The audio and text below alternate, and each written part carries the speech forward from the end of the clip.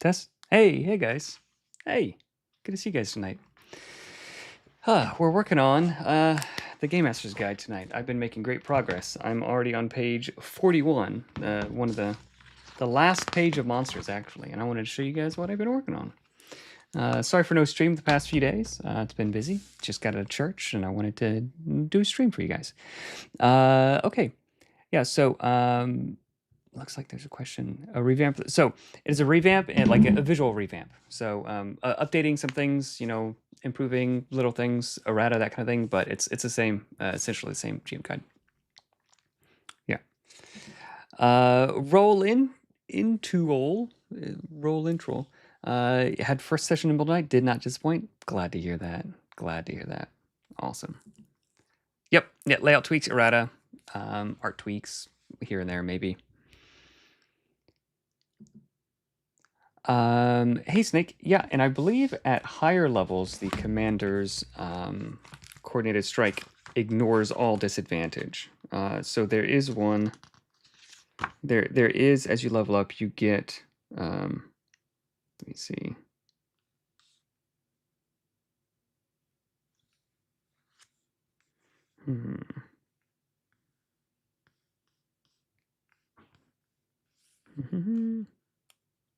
Coordinated strike. I believe so, and I believe as you level up, it gets better.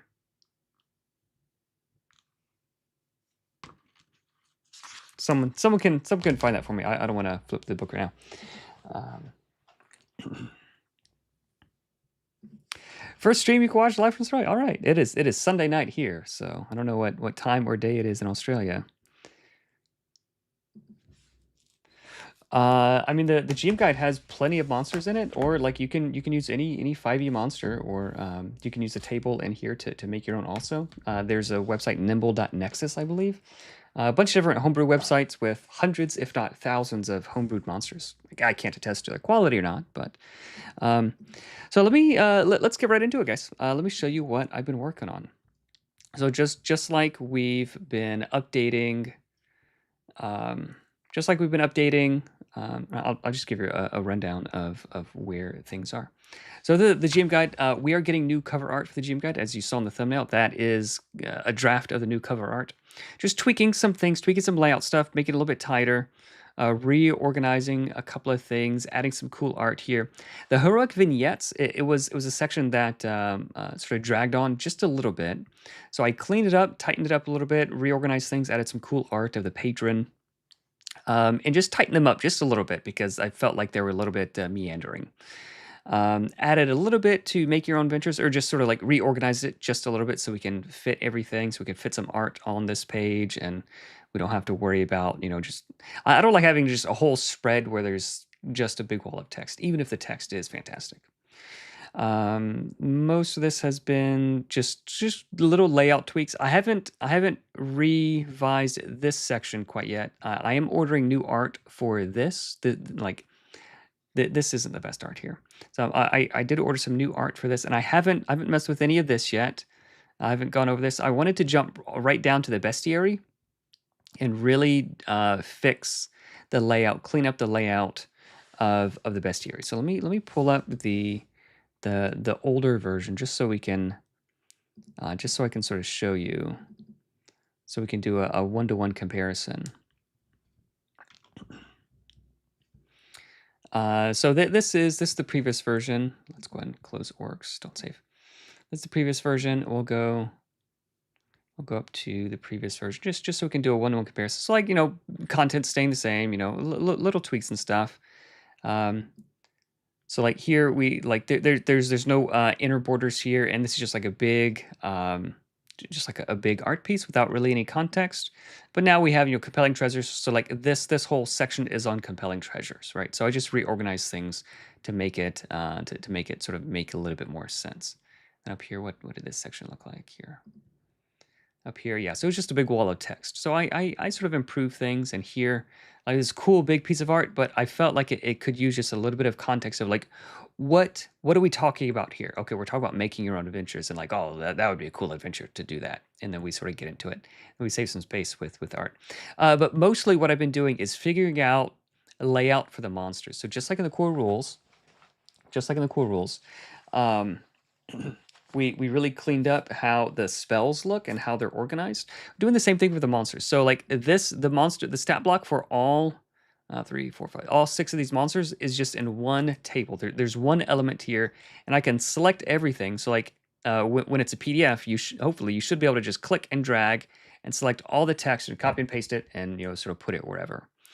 So it's going to be easier for you guys to copy paste the text, and it's easier for me. I don't have to fiddle with like So previously, this was like 3 or 4 or 5 or 6 or more different elements for each stat block that I had to all line up perfectly. And if anything changes, then I had to like fiddle with all of these different little individual things.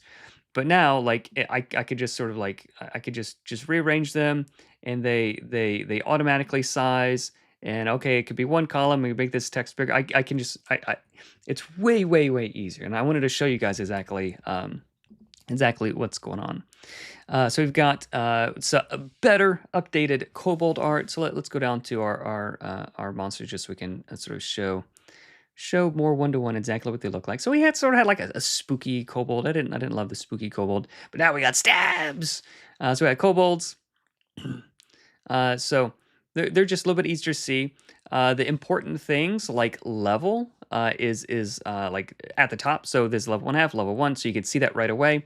Before you even see what the monster is, you see the level, because that is, I think, the most important part of the thing. How hard is it? If we're level 2, I don't need to look at any level 8 things or any level 6 things or level 12 things. If we're level 12, I don't need to look at any level 1, 2, 3, 4, 5. I don't need to look at any lower level things really.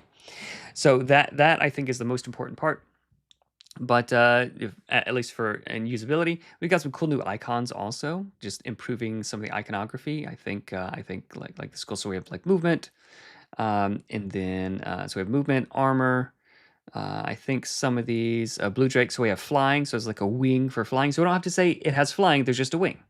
We don't have to say. Where is it? We don't have to say that the bullet has burrowing. There's an icon, and I'll describe that, because there's an icon that says burrow, right? That shows burrow. So it can move. It moves a normal amount, but it can move that speed through the ground. Revise how the oozes work, or how the oozes read rather.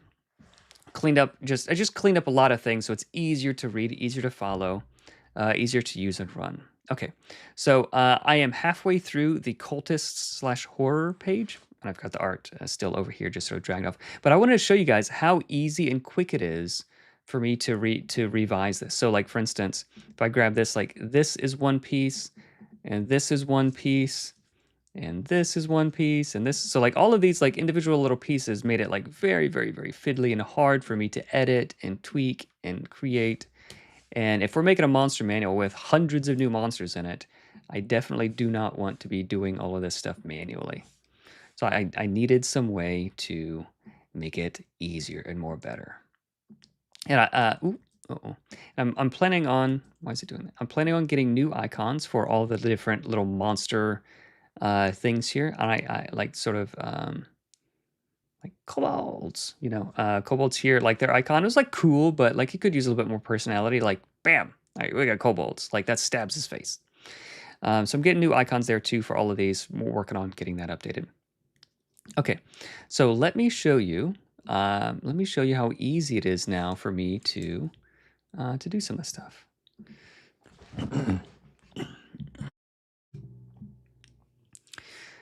Yeah, monsters. Until level 5 for commander, that sounds about right. Yeah, let me see. Let me double check.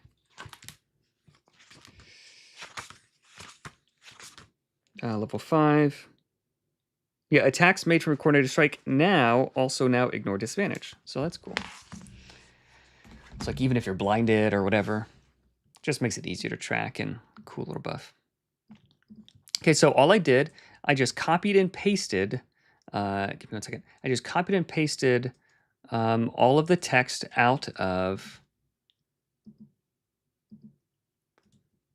I just copied and pasted the text out of the thing. So this is just this is just the raw text out of here. And then the good thing about this, okay. So I just copied and pasted it. So I'm just going to grab all the text all at once. I'm just gonna grab all the text all at once, and then we'll make a new text box. Just drag it out. Just drag out one new text box. I'm just gonna paste it in. Okay. We'll just clear the styles. Just get rid of everything.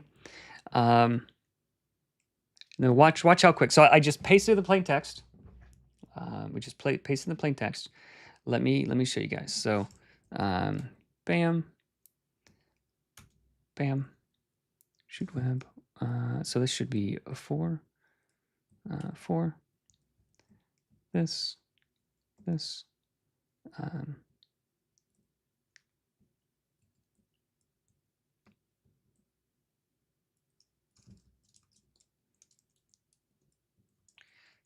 So like it is as easy as this. So like I'm just pushing buttons here. I'm just pushing my hotkeys. Obviously, I'm pushing buttons. Just pushing my my hotkeys, and everything is just coming together beautifully and easily. And the cloaker, I think, is going to have something a little bit different.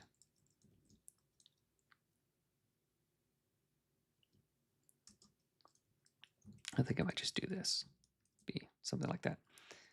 And this 1, 3, and you can tell. So you can see here that the icons are added automatically, and I have to grab the Game Master's Guide. So so when you copy and paste the text, it's going to it's like the giant spider has a medium armor. Hey, Derek, good to see you, man. Yeah, so I'm just streaming at work, man. Thanks for coming hang out. Are you back home from GaryCon? Looks like you guys had a good time. I hope Steven takes you to Wizards of the Coast. I think that'll be a super cool treat. Just a short little stream tonight. Just want to give everybody an update on what I'm working on. Let everybody know that that I'm not wasting my time. Okay, but yeah, so I can come in and edit things super quickly, and automatically these icons are put in here, and everything is styled properly. And if I want to make it 2 columns instead of 1 column, there we go. Now it's 2 columns, and it's just it's been super easy. It's been super duper easy. Here we go. Like just look at how easy and quick I can format all these. Like you guys probably don't care, but like this is just a huge deal for me. This is just a huge deal for me.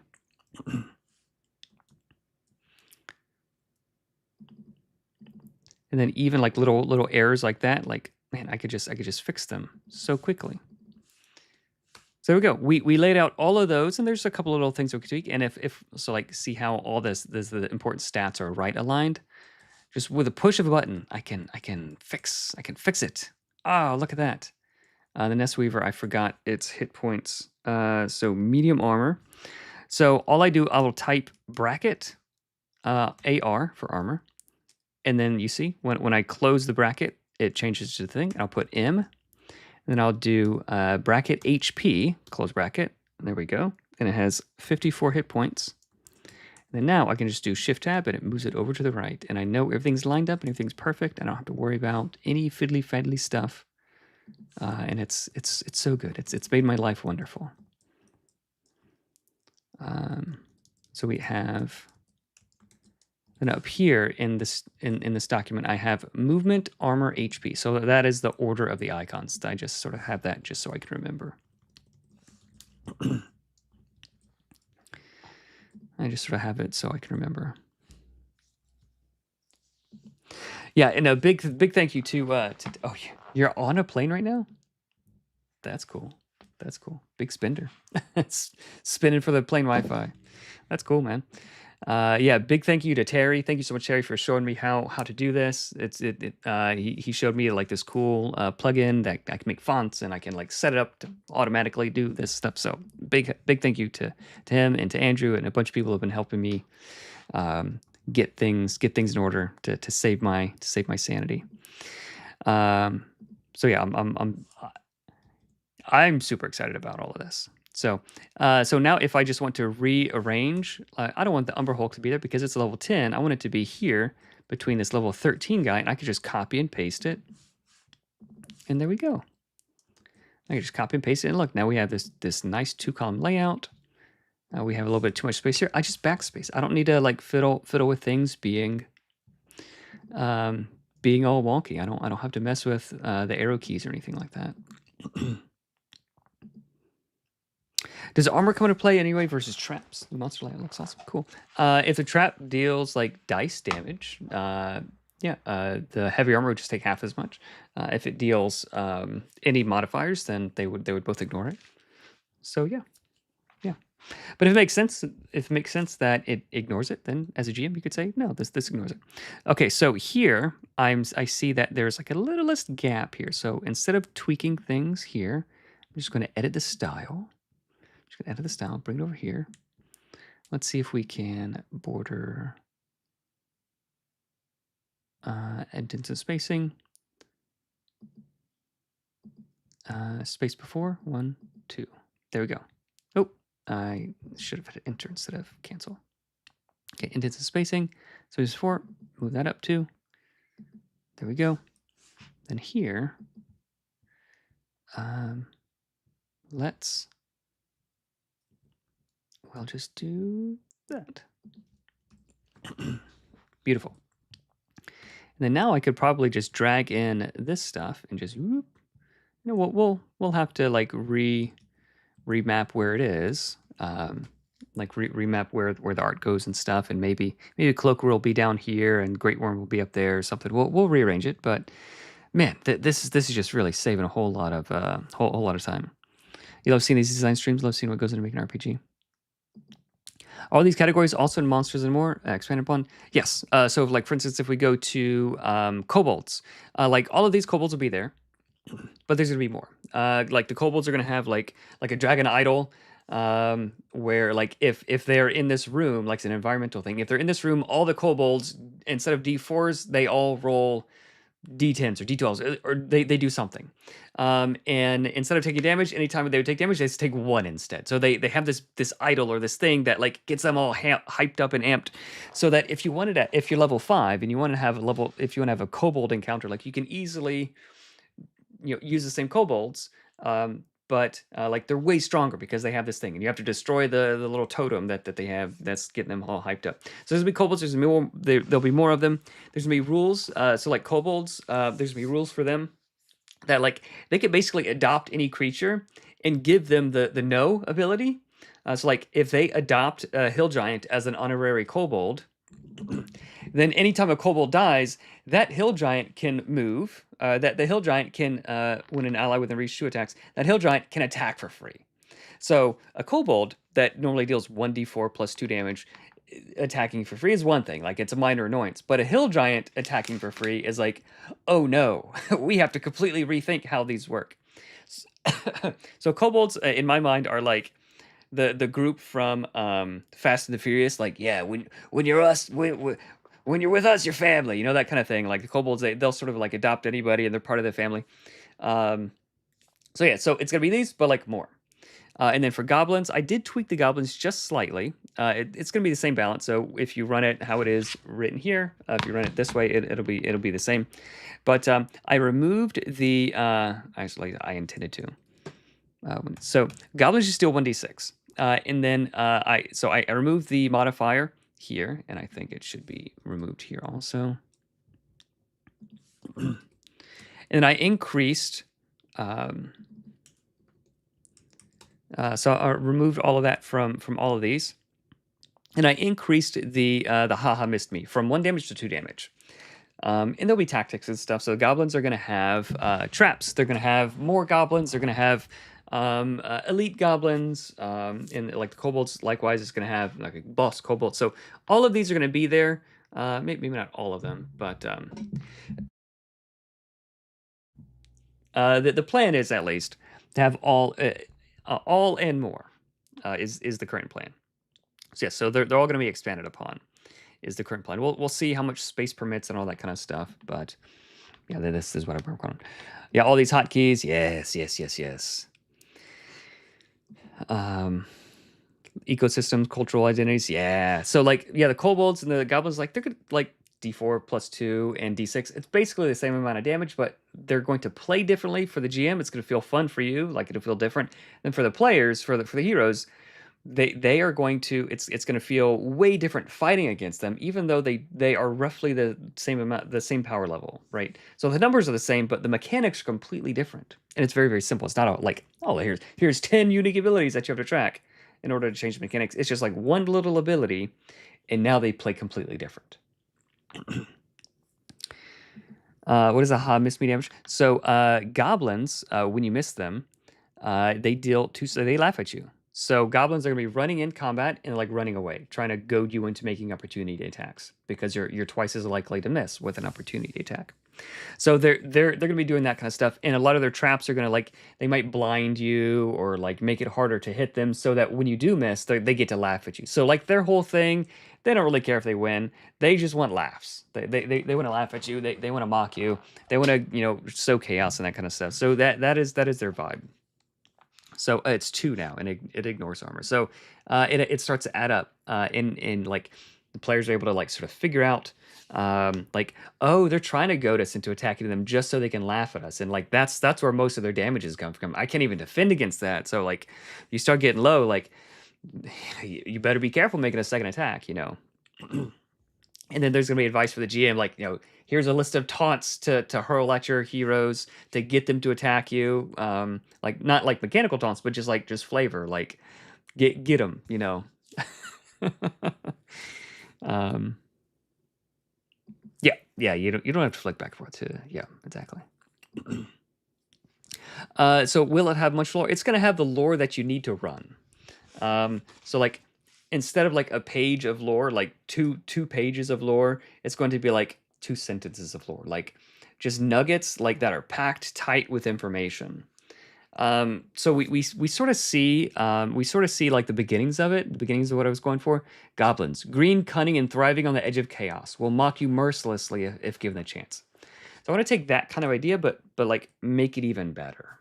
Okay, so yeah, each one is going to have like a little bit of description, a little bit of lore, tactics and stuff. So I want to respect the GM's time and just give like hyper condensed like nuggets of things that like inspire you to run this really, really well and have a lot of fun doing it. And you don't have to read all of this stuff.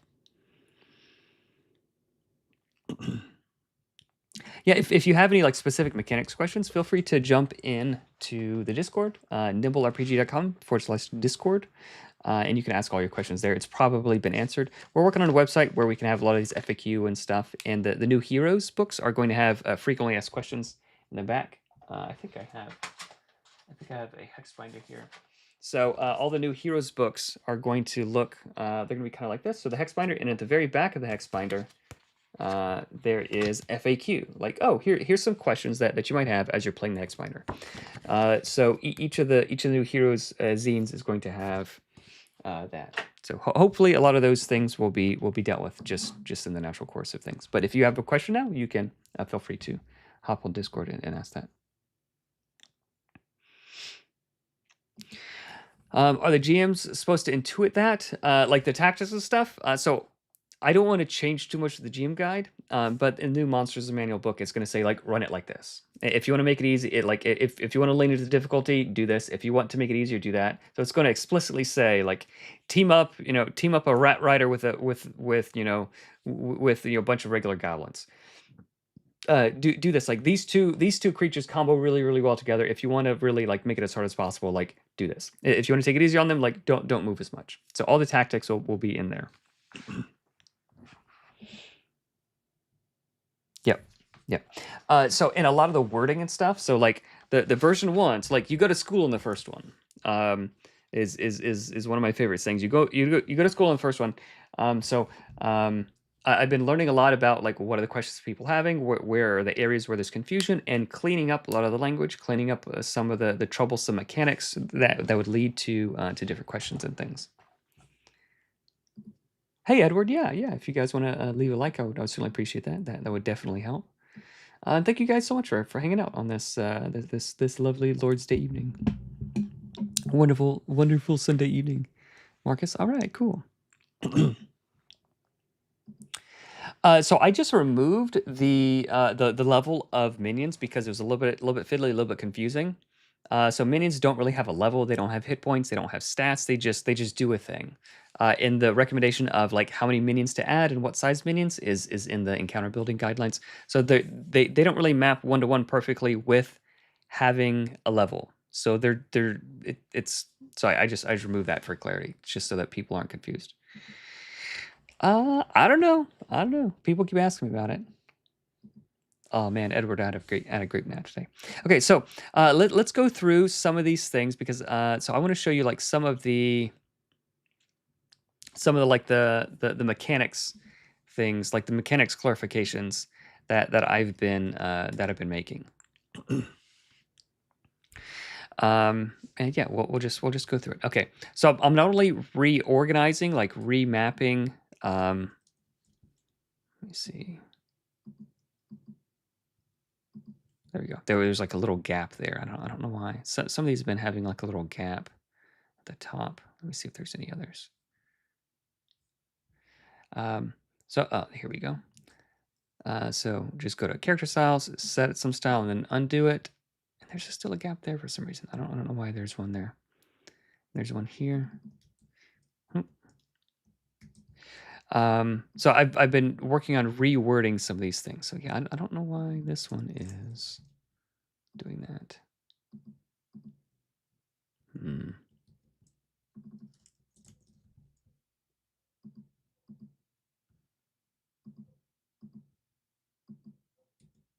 Yeah, I'll have to figure out.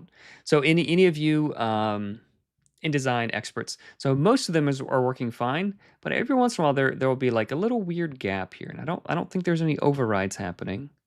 So let me pull in this. So there's no weird overrides. So here, so it's the right.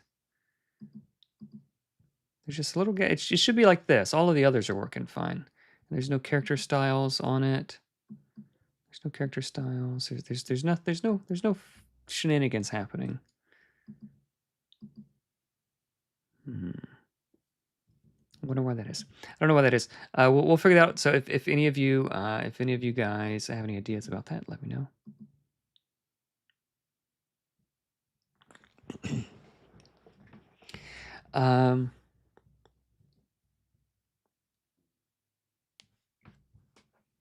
Okay, so yeah, let me show you some of the things that I've been tweaking. We'll go through the underground creatures for clarity, and we might do the cultists as well.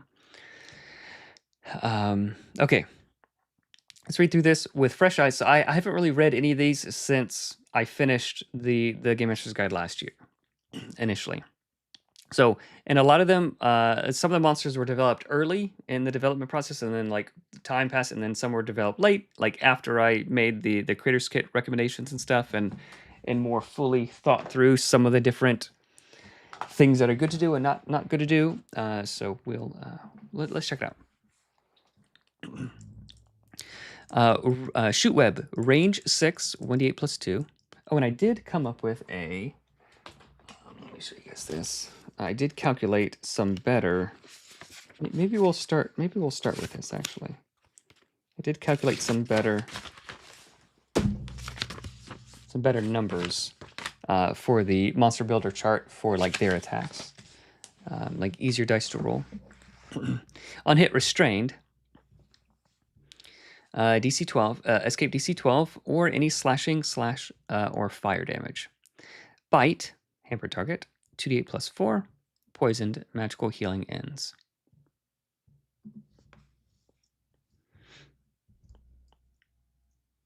Okay.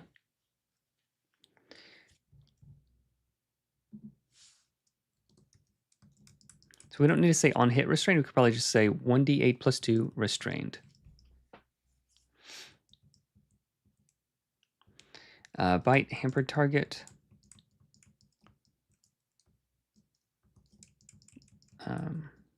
I think we've been saying like verse hampered. Let me see.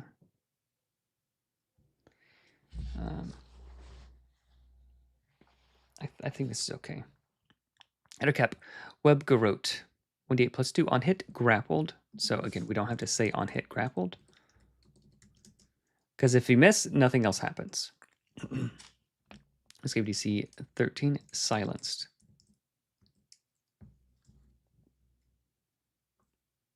Until target escapes. Silenced cannot cast spells, use other abilities that require speaking, e.g. commander's orders. Okay.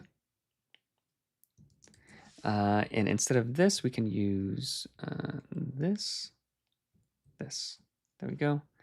And we will tweak this one to be this style. There we go. There you go. So this, and there's the definition. Yes, Weaver, summon 2 spider minions, then... so let's make this that. Monster text. There we go.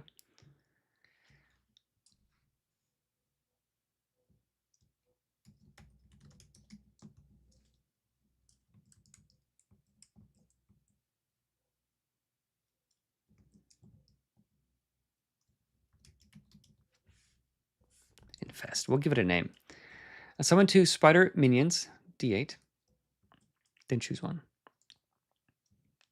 Shoot web. We can remove on hit restrained again.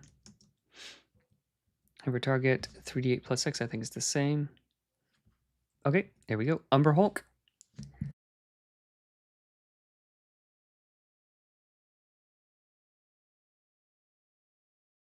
Almost had to sneeze, but I lost it.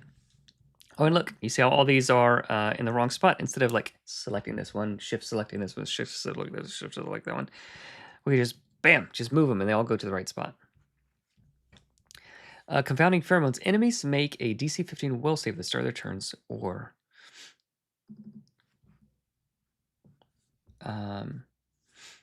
so it shouldn't be at the start of their turns. Okay, so this is a good example of something I would change. So my turn starts. I want to just take my turn. I don't want to have to like do something before I take my turn. So I would say at the end of their turn is a better thing to do. Because, all right, my turn's over. Like now someone else can do something, and like while the game continues, I can find out if I am confused or not for my next turn. So that is a better thing, a better way to do it. So one of the recommendations in one of the guidelines in the Creators Kit is that anything that would add a step should happen asynchronously. It shouldn't interrupt my turn. I should be able to do it while other people are taking their turn. You didn't expect you like Spirit Box? Yeah, Spirit Box, cool. Open to music recommendations. I mean, I don't like every one of their songs, but love Minions a concept. Nice. Happy birthday. Base range 6. What does that mean, Blue Nova? There isn't really a base range for things like different things that have range. There's a base speed of 6. Okay, enemies.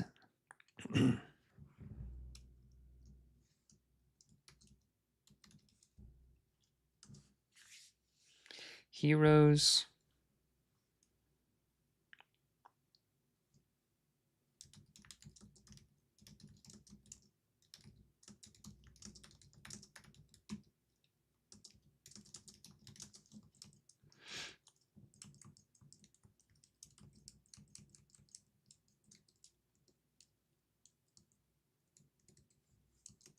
Fun cues.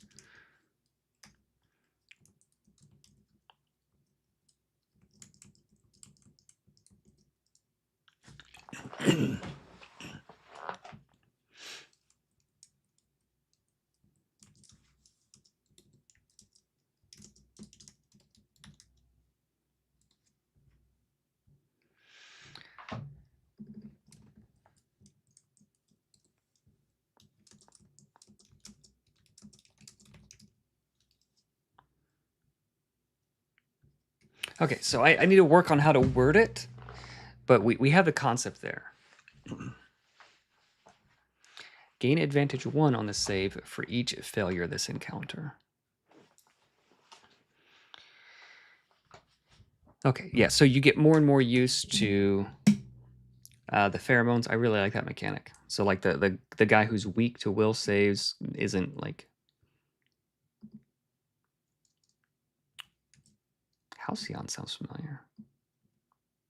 Is that one of their songs, or is that...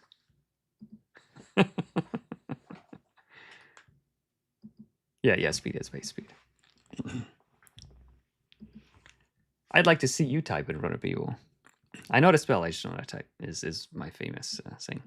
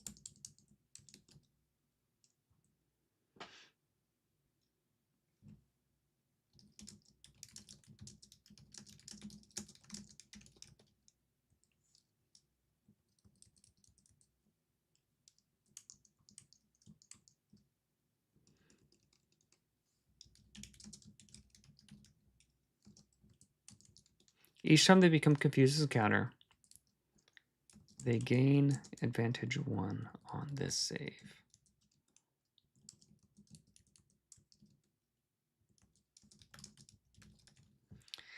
Maybe that heroes make a DC 15 will save at the end of their turns or become confused this round. Okay.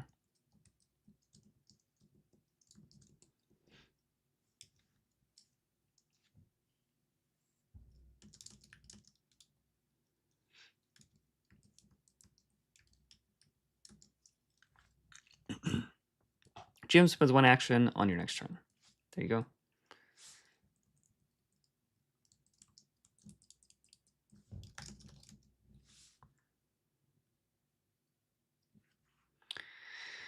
This round, like, yeah, you could make them interpose, or you can make them defend or something. Yeah,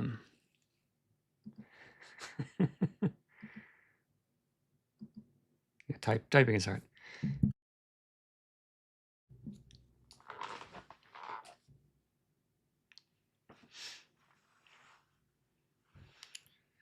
Is this intended to apply to reactions? It could, if they're confused this round, but their turn ends, they drop. So like their turn ends. So like, all right, so their turn. So I'll do it this way since the camera's so. Their turn ends. Their turn ends, and then they gain confusion. So for the rest of this round, they're confused until their turn ends again. Maybe they're confused again. Maybe they're not. So like for that round, from turn end to turn end is a round. So I could spin a reaction, or I can spin an action. I can I can move them somewhere they don't want to move, or I can make them interpose if they don't want to interpose, or I can attack one of their allies. That kind of thing. Make an opportunity attack against an ally. That'd be fun. So that's the intent.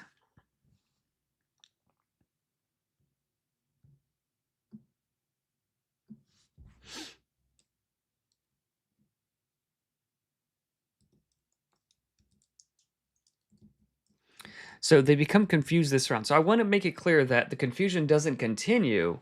It's well, I guess it could continue because like you make a save at the end of each round. So we don't really need to say each round, since like you make the save automatically at the end of each of your turns.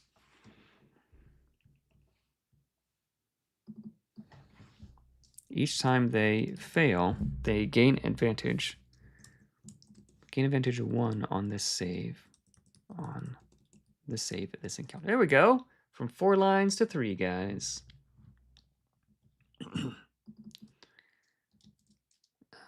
So let's just scooch that up. So I feel like that is much easier to understand and much easier to play, importantly.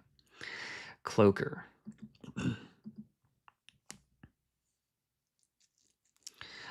So I think in the Monsters and More version of this, there will be advice and tactics and stuff. We don't have space for that.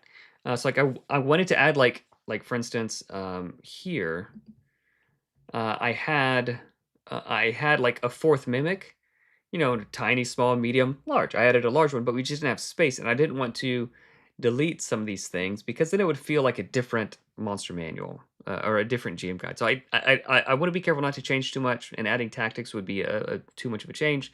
I'd have to remove some of the loot or some of the art or some of the monsters. So I don't want to do that to people. So the Monsters More version of it, where we'll have tactics and stuff, it would be like, yes, if you want to like really goose them real bad, the first attack on their turn is an attack against an ally. If you just want to like mess them up a little bit, just move them somewhere. Like if they're melee, like move them from this guy, just move them adjacent to another guy. But like they're still adjacent to someone, so they can still attack, but they're just attacking like a different enemy. Interposing, like interposing against like a 7 damage attack instead of the 10 damage attack. Like, okay, like you could do that. But if you really want to mess them up, like here's what you do. So yeah, there will be there would be advice on that. Absolutely. Ah man, Timothy, all right, play some Nimble with your son. Play some Nimble. Maybe spend 2 actions to not be confused. I don't know, maybe. Yeah, so we did tweak it. We did tweak it. I believe that the rat like that language has been updated in the core rules just to clarify. That language has been updated in the core rules to clarify. Just to make it more make more sense in some of these weird edge cases. Okay, Cloaker. Ambusher. Cloakers always start first in heroes roll initiative with advantage. Mutual harm. You take half damage from attacks while grappling a creature. While grappling, they take the other half. Because what else would you grapple? So we don't need those words.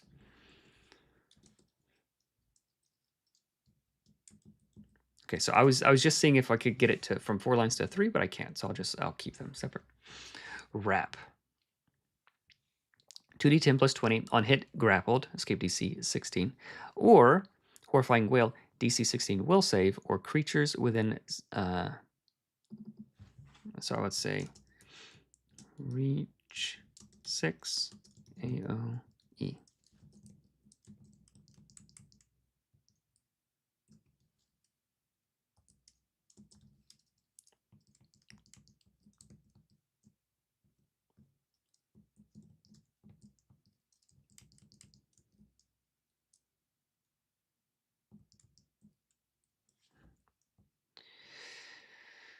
Reach 6. Maybe we don't need AoE since it's not damage. Reach 6, DC 16 will save, or frightened. Action. Move.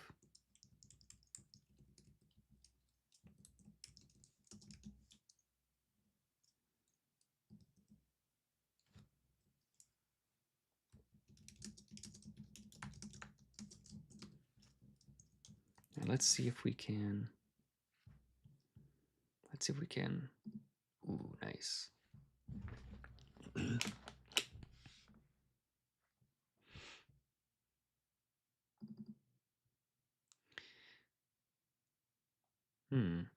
This doesn't read clearly as all creatures within reach 6. This doesn't read as all creatures within reach 6.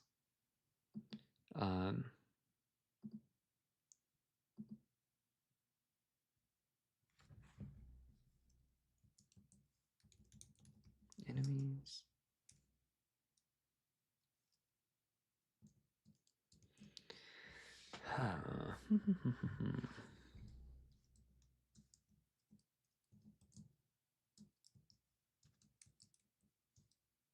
Reach 6 is huge.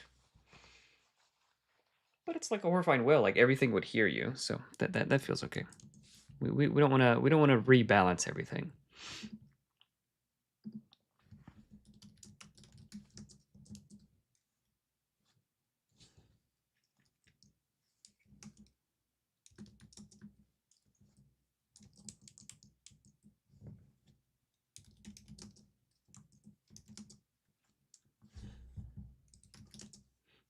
Since we can't get it to 2 lines, I'll go ahead and like just add a few more words to fill out the 3rd line.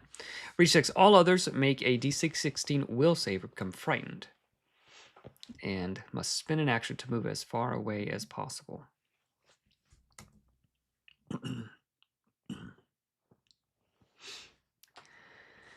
That's cool. That's pretty nasty one. That's a pretty nasty one.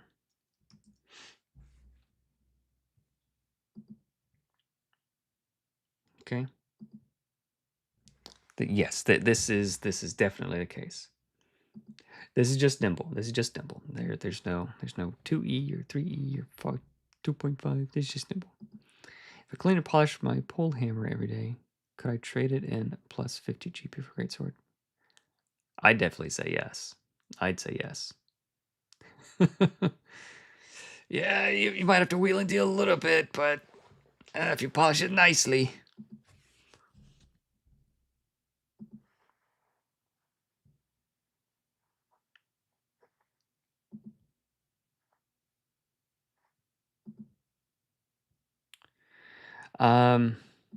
Yeah, check the Discord for those kinds of rules questions. I can't recall off the top of my head. So just in general, like do what is reasonable. You do have a GM for like corner questions like that.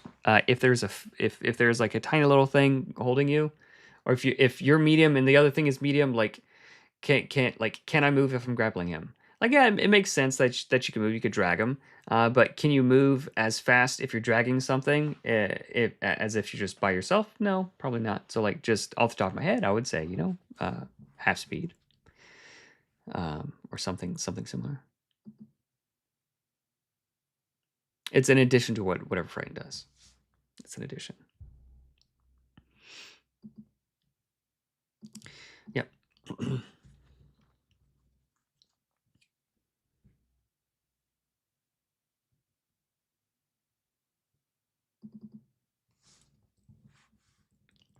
Okay, Great Worm. We'll probably tweak this one just a little bit.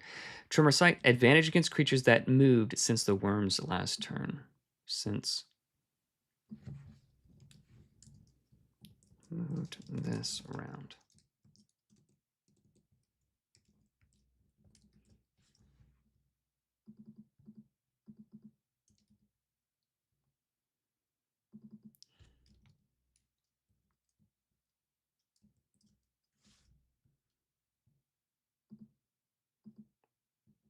No, that's too tight. Advantage versus creatures who moved this round. That moved this round.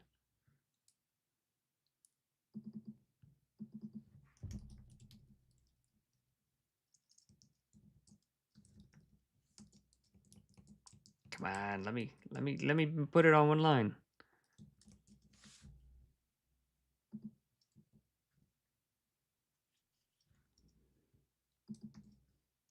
Yeah, that's okay. Crush. Creatures in a 2x6 area take 50 damage on a failed. Okay, yeah, we'll do this.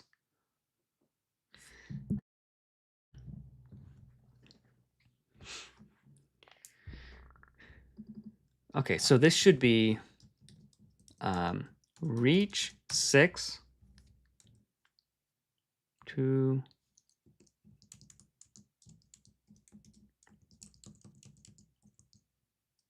2x6 area.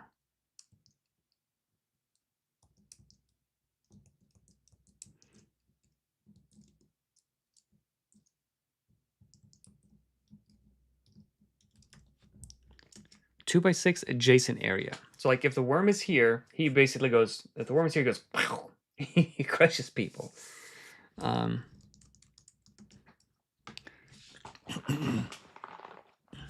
Creatures in 50 damage. Failed DC 18 dex save. Creatures who fail can spend one action to dive out of the way instead of taking this damage. That is a cool thing. Okay, so they make them move. So you can crush and make them move, and then next time you get advantage against them and if you crit them, you swallow them. That's kind of neat. Like you make them move by crushing, or anything that moved, you just and this should say reach 6 because it's a giant worm. I think 50 damage. Here, I have a chart here. D88. Yeah, let's do D88. That's fun. D88, because on average that's 50 damage. It's a fun way to do it, because like always doing 50 is not so much fun. Let's actually see what we would roll. Let's see how much damage we would do. I bought a bunch of snacks at the grocery store so I can be fueled up for my streams. All right, let's get a couple of D8s here. Where's my D8s? There we go. Here's my D8s. Desk. Let's see if it works. Yeah, all right. So here's my D88. All right, watch out, guys. You're getting crushed. 81 damage. Oh, brutal. All right, guys, make a dex save. Let's see if you can dive out of the way. DC 18. 17. Sorry, buddy. You're going to take 81 damage. I'll spin an action. I'm going to dive out of the way. All right. Probably one other person is in there. 19. Oh, you save. All right. That's super cool. Yeah, that's going to be a fun monster. That's definitely going to be a fun monster.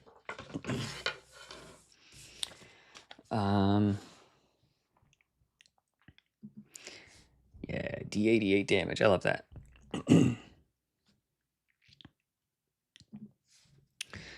And yeah, I like 1d4. I think that's cool. I think it's cool. Swallowed, you take 20 damage at the start of your turn. Your attacks cannot miss and ignore armor. Is 20 damage fun? What's another way to do 20 damage? 3d12. Excuse me.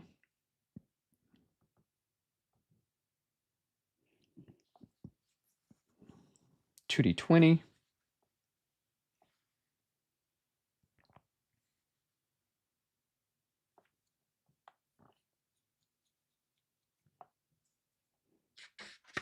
It could be 2d20. I don't want this guy to have d8s and d4s and.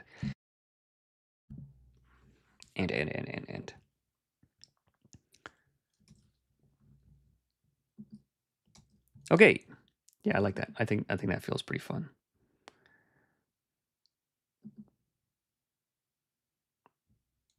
Yeah, so on the other hand, good point. So let's go here.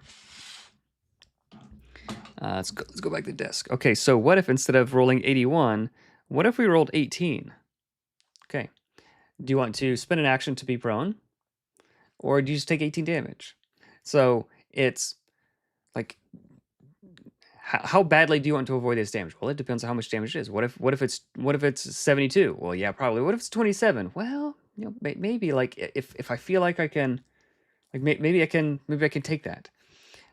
So first you get to see how much damage it is, and then like you sort of then you can make your dex save. Maybe you make it, maybe you don't. Maybe you have something that you can manipulate your dex save. Maybe you have something that can manipulate this roll.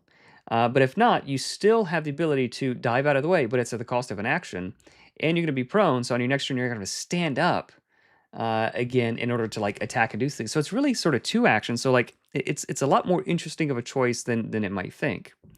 It's a lot more interesting of a choice than one might think. So initially, when it was 50, yeah, I'd say so, but I think this is a pretty cool thing. This is pretty cool way to do it, I think.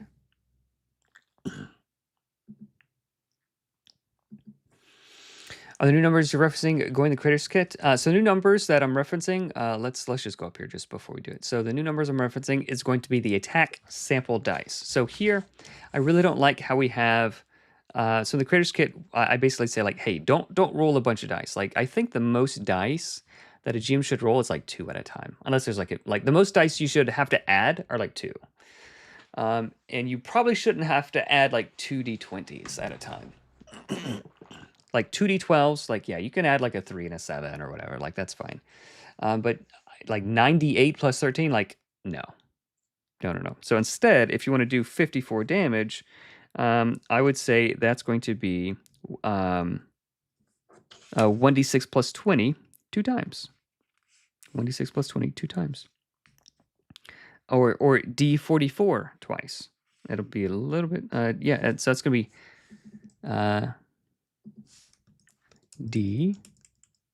d44. So you just stack for d44 two times. That's pretty cool. But a single attack for 54 damage.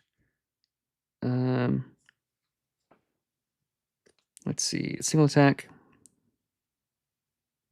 So yeah, so like it could be d44, or it could be, what are we doing? 54. 1d6 plus 20, 1d6 plus 20, 2x.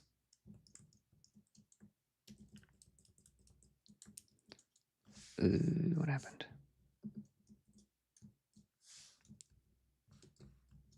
Two x. Okay. This is this little chart here.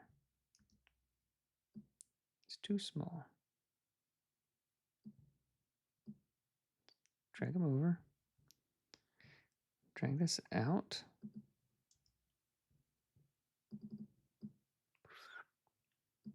There we go. Yeah, so these new numbers are going to be here. So it's pretty hard to deal like a bunch of damage with one attack, but there are different ways, and I want to sort of show like different ways. So as monsters go up in level, so like the low level guys, they're pretty much gonna be doing only one attack, and then by the time you sort of get here, they're gonna be doing two attacks, and up here they're gonna be doing three, sometimes more. But like the sometimes more is going to be like with an asterisk, for instance, for 52 damage. So for here, it could be, it would be 1d20 5 times. And I would add an asterisk here. And I would say roll all 5d20 at the same time and just divvy them up. So rather than rolling one, all right, you do this, rolling another one, it's gonna be like roll them all.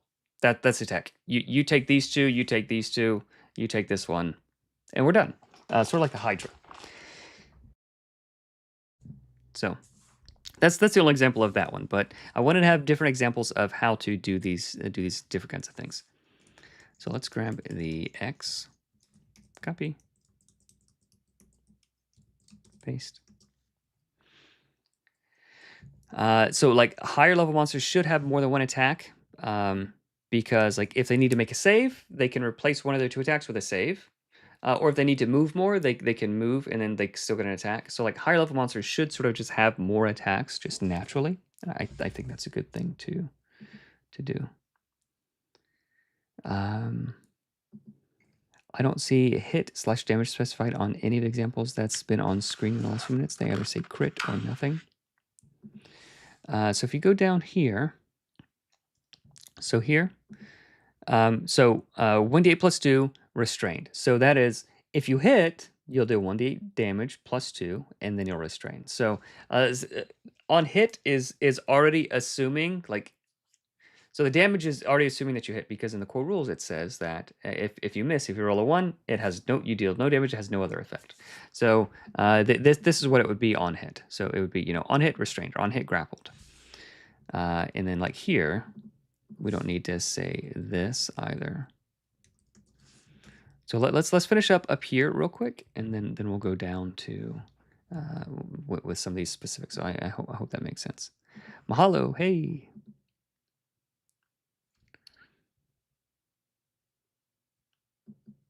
So some of them on damage is different. So for instance, like the undead, if we go to the undead, Spectre Deathly Touch. So you have a 75% chance to hit, right? But on damage, you lose all your hit points. Like it's a very high level and deals like basically no damage. So it's easy to block or it's easy to defend, but you have to defend. Otherwise, you can lose all your hit points. So like this is very, very unique. So like all the undead guys, they do things like when they damage you. So like Ghoul, It's if you're damaged, like they break their skin with their yucky like claws or whatever, and like it like sort of poisons you, like it dazes you, like it's yucky. And this guy on damage, he knocks you back. On damage, he grapples you, like that kind of thing, right? So these guys do stuff on damage, so you have to defend or you have to do different things. So yeah, each one sort of has its own flavor and its own functioning stuff. 1d6 plus 20. So 1d6 plus 20 means that so you can manipulate the d6. So let's go back to let's go back here. Let's go back here and then I'll show you some different alternatives and you can sort of determine for yourself if you feel like it's fun or if it's not fun. Okay, so 1d6 plus 20. Where's my d6? So 1d6 plus 20. So I can roll a 1 and it deals 0. And if I roll 2, 3, 4, or 5, then it'll deal that much. And then 6 is going to deal 26 plus 6. Okay, so it's going to be 26 plus 6, 32. It's going to deal 34. So the d6 means that you have a 1 in 6 chance to miss, and you have a 1 in 6 chance to crit. So there's a very low end, 0, 1/6 of the time. There's a very high end, like 32 or more here. But also there is this, since there is one die, if you can give them disadvantage, or you can manipulate this one die to eliminate 20 damage or 26 damage or whatever it is. So if you roll a hit, so if say you roll a 2 and you have assessed, you've anticipated danger, well that 2 becomes a 1 and now it misses. So you have this ability to manipulate a very steep curve. So it's going to very reliably deal this much damage, but you have a way to manipulate it this way or that way. So if instead of 1d6 plus 20, so let's go back to the computer. So 1d6 plus 20, dice.run. Let's do 1d6 plus 20. So on average, so it's a very flat. Can you guys see it? So it's a very flat damage curve. So you're going to deal. So you deal 0 or 22 through like 30 something, but it's very flat. It's not a bell curve. So the randomness feels fun. Okay, so let's say on average you're going to deal 24 damage. Okay, so 6d6. What is that on average? 22. So 7d6. Okay, so 1d6 plus 20 is roughly equivalent to 7d6. Okay, so that feels cool, like rolling that's cool, like in theory. But one, finding 7d6s, like for a GM, that might not be too hard. But for a lot of people, like they might just have 2 of every dice, or you'll have to borrow a bunch of dice. You have to count them all up. What are the other ones? All right, I need one more. And so it just gathering up that many dice takes a while, and then rolling 7d6, and like a couple of them jump out of the dice tray, or they fall off the table, or whatever. And then you have to add up all those 7d6s, and then so like the thing that sounds cool in theory, like in practice, just takes a long time.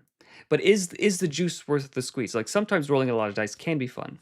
But what happens for each additional die that you roll, you just regress toward the mean. Okay, you're just more likely to roll to deal 22 or 26 damage. So the more dice that you add, the less random, the less interesting it becomes, and the more likely you are just to hit the average. And it's just you're taking like 12 different steps, finding all the dice and rolling them and adding them all up. It's a whole lot more steps just to hit 25 damage, 24 damage. So that it's an idea that sounds fun, but isn't. So it's better than just dealing a static 23, because like just dealing 23 damage, it's kind of boring. Like that variance is what makes it fun. That randomness is really like the fun part. So dealing static damage. So, for instance, when I was developing the Artificer class, there was an ability that I think just did like 20 damage. Like bam, 20 damage, 20 damage. Like it sounded so cool. Like yeah, 20 damage, and it ignores armor. So like really cool. And in playtesting, I was like, oh, this is actually like incredibly boring, because I know exactly what's going to happen. 20 damage isn't really that fun. I'd rather roll 2d20 and on average deal 20 damage than just deal 20 damage. So there is just this interesting psychology and mechanics of the table being a TTRPG that dealing static damage isn't super fun. And then so it is sort of the one extreme of unfun, and the other extreme of unfun, like rolling a ton of dice, it takes a long time, and it basically deals the same amount of static damage, but just takes longer.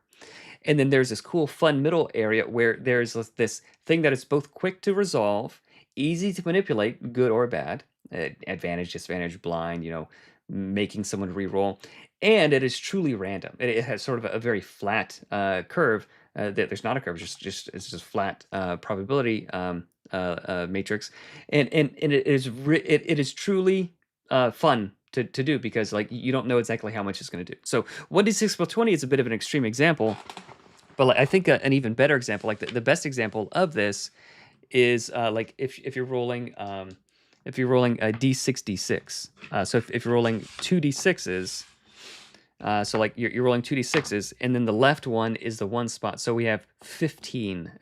We have 15 here, but that just as easily could have been 51. Or if you have a Song Weaver and they let you reroll one of your dice, we went from 15 to 35. So like one ability lets you manipulate, lets you add 20 damage, which like makes the Song Weaver feel cool because they helped you, and it makes you feel cool because you dealt a truckload of damage. So there's just something really to be said about the mechanics of the dice and how it sounds thinking about it versus how it plays at the table, and with the randomness of like just rolling a ton of dice. There's certain things that you expect to be fun, but actually in play are not. So we're actually taking the time to evaluate if it is fun or if it's just something that sounds fun. So sorry. So, thank you for coming to my TED Talk.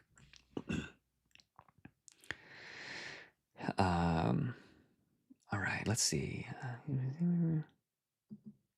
Yeah.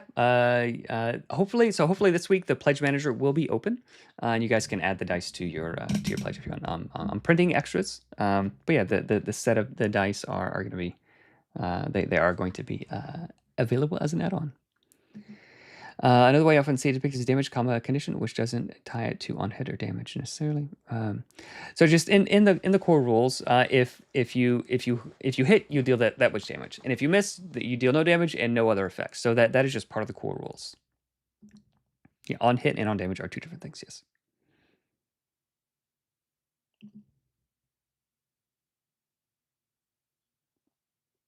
Spectral damage. Yep. All right. TED Talks. Okay. Let's go back to the InDesign document. So I've got my little sheet here. So 2 damage. Let's scoot you guys over. So damage per round. So there isn't really a 3 damage. So on average, actually, 1d4 is actually 3 damage. And I can show you guys the big balance sheet if you want to see it. Do I have the big balance sheet open? Let me see. Oh, I do have the big balance sheet open.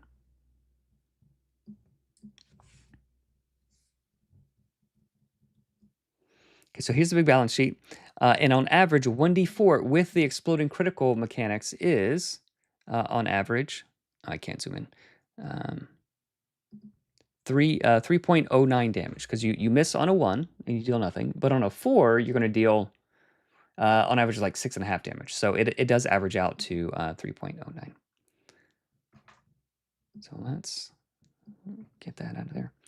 Okay, so we don't need the +1, we just need 1d4.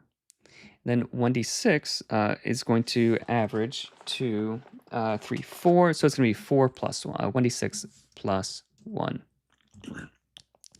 7 damage. What do we have? 1d6. That's going to be 1d6. So if you're level 1/3, yeah, we want to be critting too much there. 1d6 plus 2. This is me 3, 4, 5, 6. 1d6 plus 3.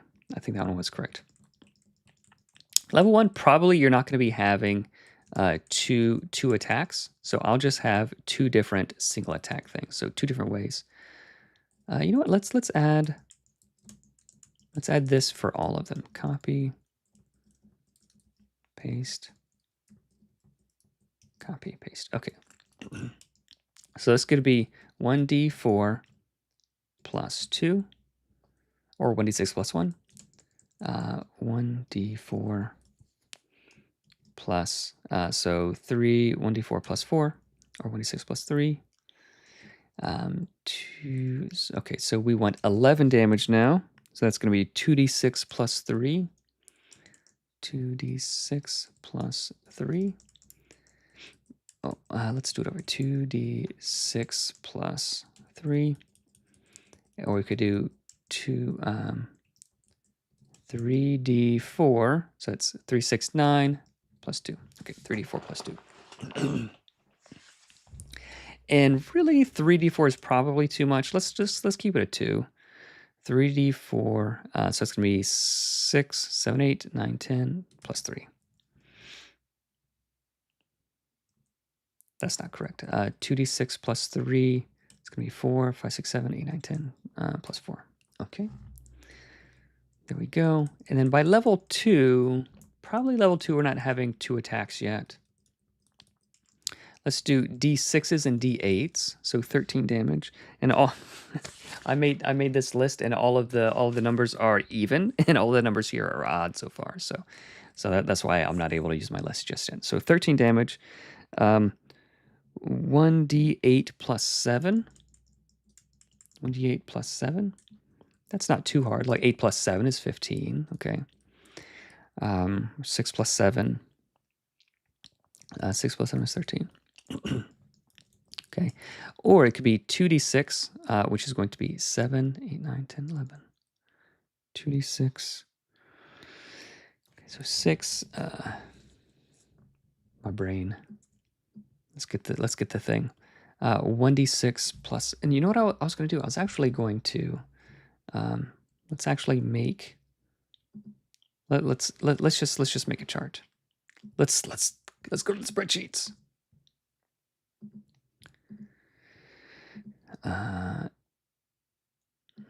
Okay, let's copy this one, and this is going to be average damage.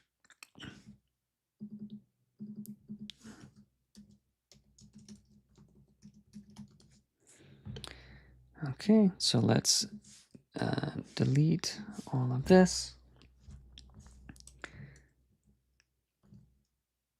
Okay, it's going to be equal to this. Let's just say 3. 2d4 is 5. 1d6 is 4. 2d6 is 7. 1d8. 1d8 is 5. 2d8 is 9. Because there's a reason why this has all been modeled. So if you guys are wondering why this is the case, it is the case. Just trust me. 1d10 is 6, and then 2d10 should be 11. 1d12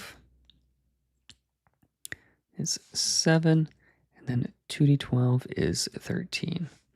Okay, and then we're going to do plus 1, plus 2,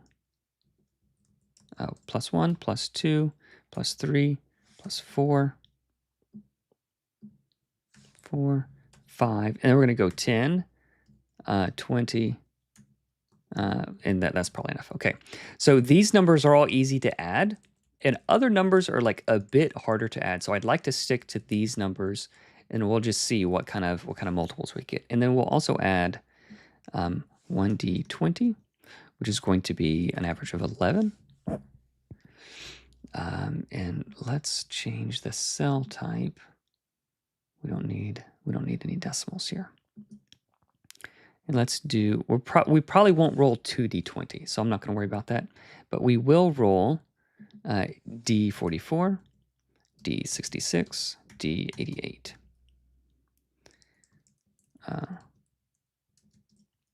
D66, D88. Okay, and on average, D44 is going to deal, 28 damage. D66 is on average going to deal 39 damage, and D88 on average is going to deal 50 damage. All right, so equals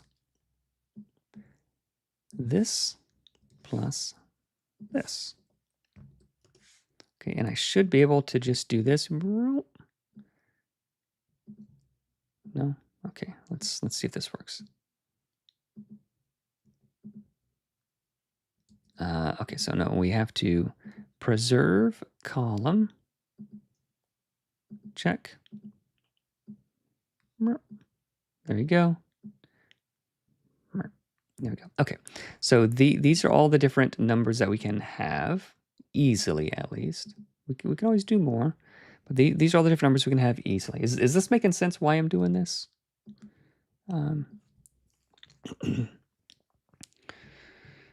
Is this making sense why I'm doing this?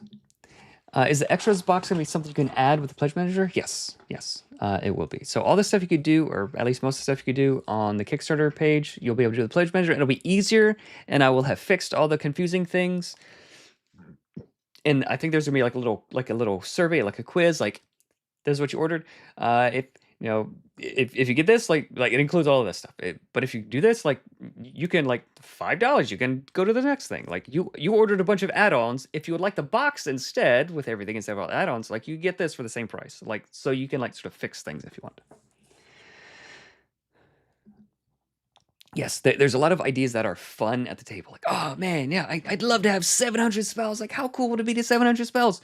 Yeah, I'll just get Firebolt and Fireball, and I'll just, Mage Hand, and I'll get the same 4 spells. um,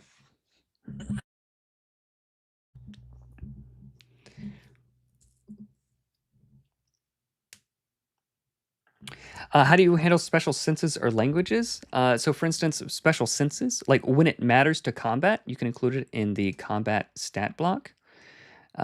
For instance, like the Great Worm has Tremor Sight. So if it matters, go ahead and give it to him. Like make it a mechanical thing. If it doesn't matter, then leave it out of the stat block because I've got enough to do when I'm running monsters. So you ignore a lot of stuff in the stat block because a lot of stuff in a 5e stat block needs to be ignored in order to play it. So like how much strength does a Great Worm have? Like, I don't know, it's way stronger than me. Like that's kind of all I need to know. And even that, I don't really need to know. How many valves does the heart in a how many valves does the heart of a Great Worm have? How many hearts does a Great Worm have? Like, I don't know. I don't need to know.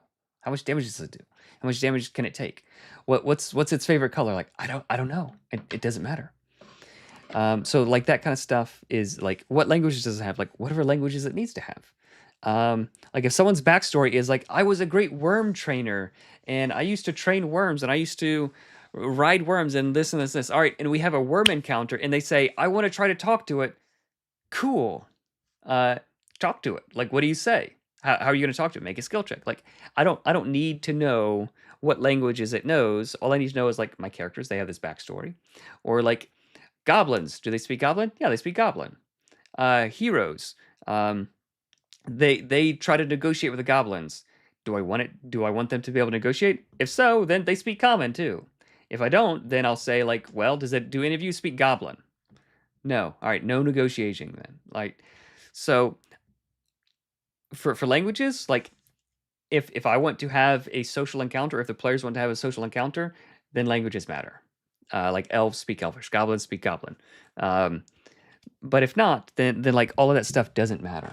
So just like the biological details of the creature don't matter, like how many chambers in the heart, how like does it have a single chambered stomach like a person, or does it have like a multi-chambered stomach like a ruminant? Like it doesn't matter, man. You're swallowed, right? So the things that don't actually matter, leave it out of the stat block. So that's just my that's my design sense.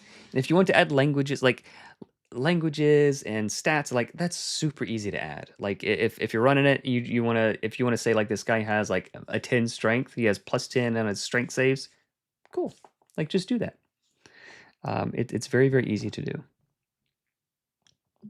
In case like this, how do we know when frightened condition ends? So that is in the core rules.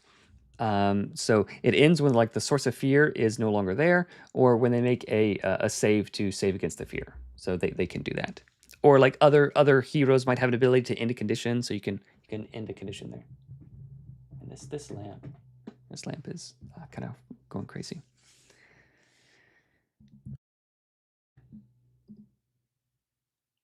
Yeah. It's interesting that I use the same attack die intuitively. Yeah, so if I'm running all goblins, so one thing that I tried to do, we'll be doing more of this. So like undead, all of the undead, I think, use D4s, right? Because they're sort of slow and shambling, and they're more likely to miss, but when they hit like a truck, right? So that is the feeling behind the D4s. All of the goblins, they use D6s. All the bandits, they use D8. So like bandits, they are, I would expect a bandit to be more accurate than a goblin and be stronger than a goblin, right? Just generally, like, comparing apples to apples. Like a really strong goblin, like a bugbear, is going to deal 2d6 plus 2. A really strong bandit bruiser is going to deal 2d8 plus 4, right? But goblins, they're more chaotic, they're more likely to miss, they're more likely to crit, so they get a d6. So that's just sort of the thinking behind it. It's more flavor than anything, but like the flavor in the mechanics sort of meshing together, I think is a pretty fun thing. Okay, let's go back to our spreadsheet. Let's keep cooking. Okay, so these are all the different possibilities. 3, 5, 6, 7, 8, 5, 6, 7, 8, 9, 10. So if we wanted to deal 11 damage, okay, so we have a couple of different ways to deal 11 damage. We have a couple of different ways to deal low damage. So this should cover everything that we need here. So let's grab this. And let's take it to our chart here. So we're not really rebalancing monsters. We are just fixing the chart recommendations, because some of these chart recommendations, this chart was made before the creator's kit was made. I will say that. For 1d8, 1d8 crits first level are scary. Yeah. So for instance, level 1 disable encounter is 3 kobold flunkies. They can't crit. So like level 1, yeah, you sort of want to like be a little bit gentle. You want to be a little bit gentle because you don't really have a lot of tools at level 1. So yeah, I'd recommend using flunkies. They can't crit. But yes, it is scary. And if you want to have like a scary, gritty game, there you go. It's built in.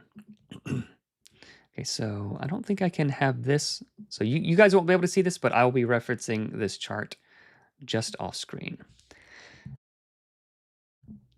Okay, if we want to deal 3 damage, that's going to be 1d4, and that's fine. If we want to deal 5 damage, that's 2d4, or 1d4, 1d6 plus 1. Okay. If we want to deal 7 damage, that's 2d6.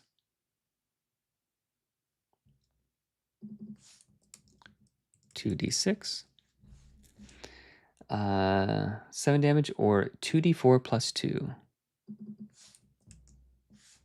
Or 1d4 plus 2. I think we should prefer single dice. We should lean toward single dice. So let's undo this.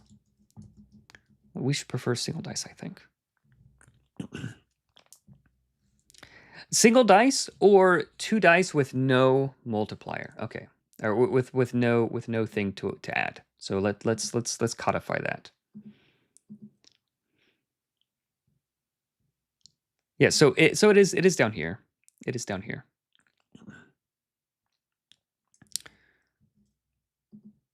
Thanks to Edward, because Edward's like, hey, Evan, you should add that. Okay, so let's unbold all of these. Unbold. How do we unbold? Table, cell, no fill, text, inner style, update.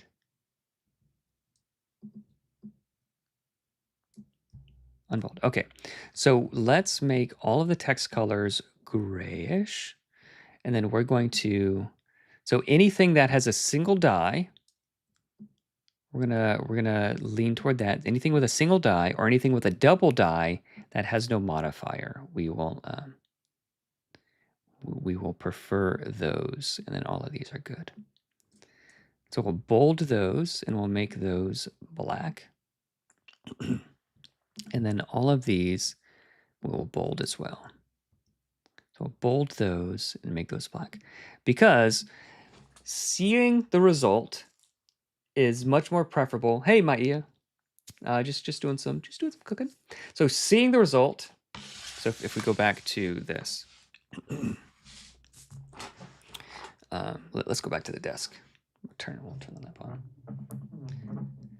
So seeing the result is much better than figuring out the result. So how much damage am I going to do? I dealt that much damage, 5 plus 3. Or if it's D66, 53. So everybody can see 8 damage. So like if I as a GM am feeling a little bit slow, I could just roll it and say, all right, Charles, you take that much damage. And Charles can just do this. Okay? So multiple dice with no modifier, or a single die with a modifier. Ooh, that's a good. So I can do this more easily. So this plus 2. But like if we have multiple dice and a modifier, then it gets just there's just more steps. So that's my thinking. That's my thinking. I hope that makes sense. All right, so we're gonna go just a few more minutes, I think, and then we will call it a night. We'll go just a few more minutes, then we'll call it a night.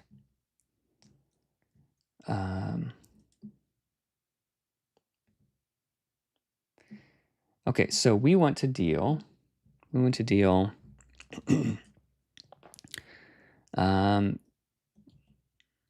my chart? Okay, so we want to deal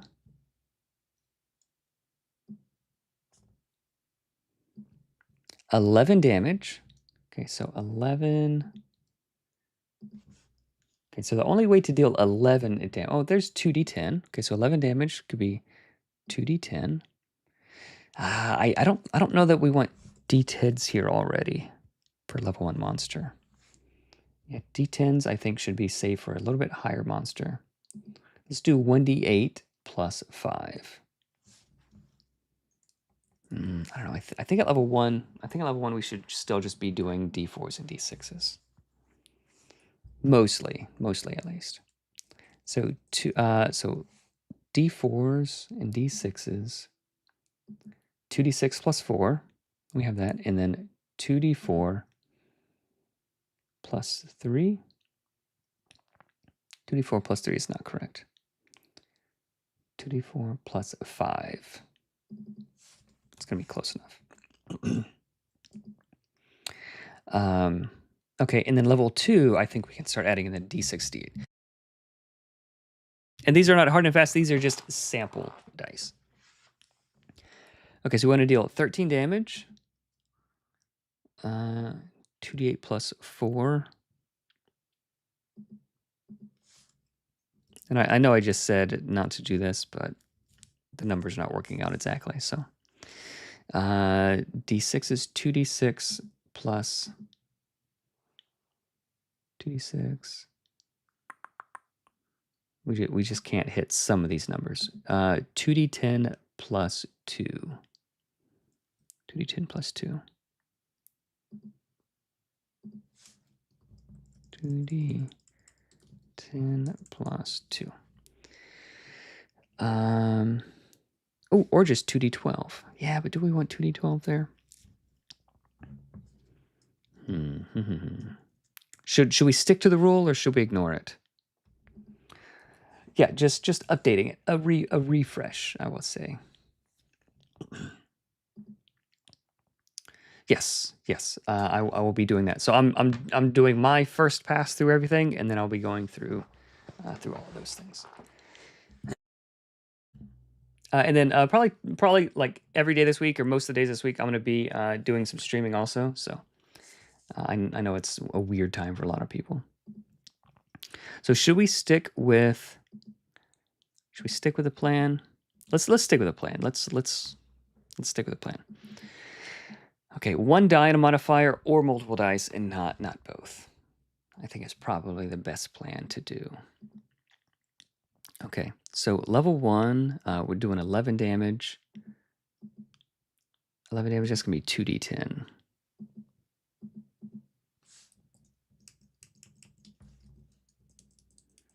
Okay, and then 11 damage. It's going to be 2d6 plus 4. Okay, and then here we have 13 damage. 13, 2d12. 2d12. Or, so we have like a complicated one and a simple one. Maybe that's what we'll do.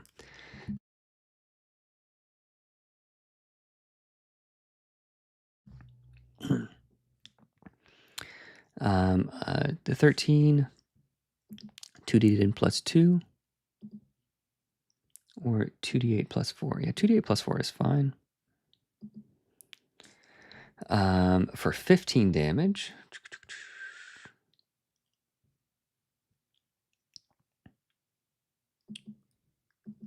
ooh. Yeah, let's save d20 for much later. 2d10 plus 4. 15 damage is 2d10 plus 4. And then now we can start doing like 2 attacks. So this is the same as dealing 7.5 damage. So it's same as dealing 7.5 damage.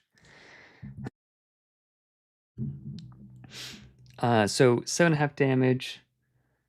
So it's gonna be 2d6 twice. 2d6 to attack. 2d6 2 times. And then for 18 damage, that is. And if you guys, I'm just looking at this chart that I made.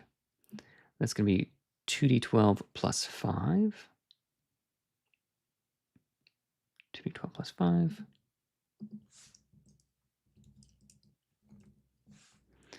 Or that's going to be 9 damage.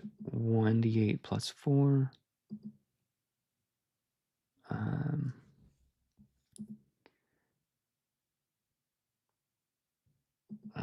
1d8 plus 4 is fine. It should be 1d8 plus 4. Okay, how can we deal 19 damage with one attack? We deal 19 damage with one attack by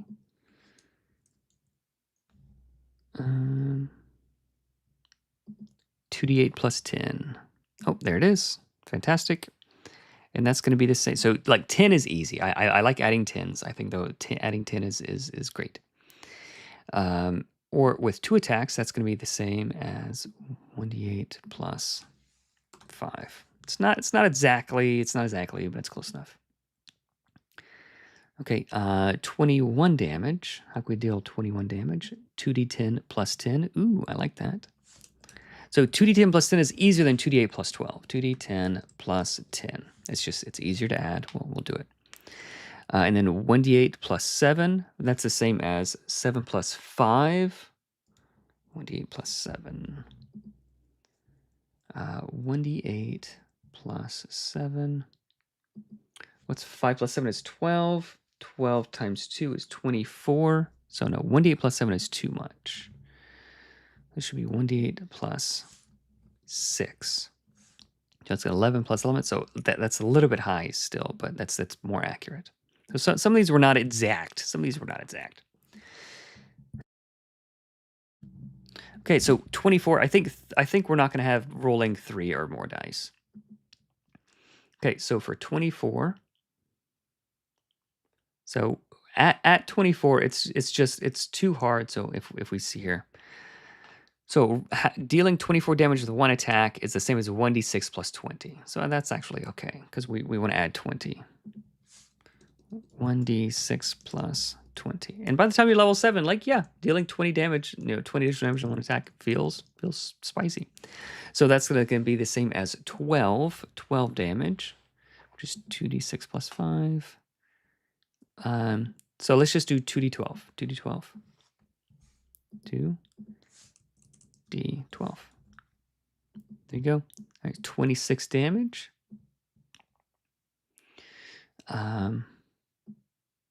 How can we add to, what was it, 26 damage? 26 damage. 25, 26. 1d10 plus 20. 1d10 plus 20. Or we want, what, 13 damage? 13. Is there an easier 13? 2d12. 2d12. And if this is 13, this should not be 13. Well, this should be 12. Can we deal 12 damage? 2d10. Let's say 2d10. Because it's technically a little bit more than that, I think. Or is it d6 is d10, 2d10? Yeah, so it's technically 11. So 2d10 is 11. 2d10 plus 1. Let's say 2d10 plus 1. Since we want it. I'm going back and forth, guys. I'm arguing with myself. Okay, can we get closer with just normal dice? Let's look here. So what number are we trying to get to? We're trying to get to 12. We want to deal 12 damage with one attack. Or 12 damage with one attack. 24 divided by 3. 8. Ooh, we could do 8 damage.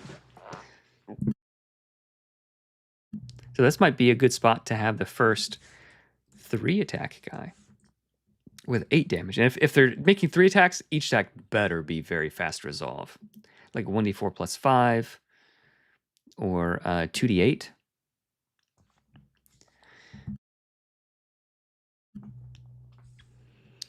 Um, 8 damage, 1d6 plus 4.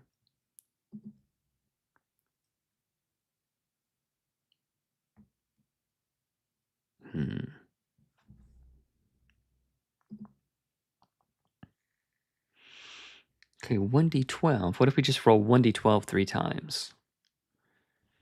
Is that gonna be close enough? 1d12. It's a 7. On average, it's gonna deal a bit less. So 7 times, it's gonna be 21 instead of 24.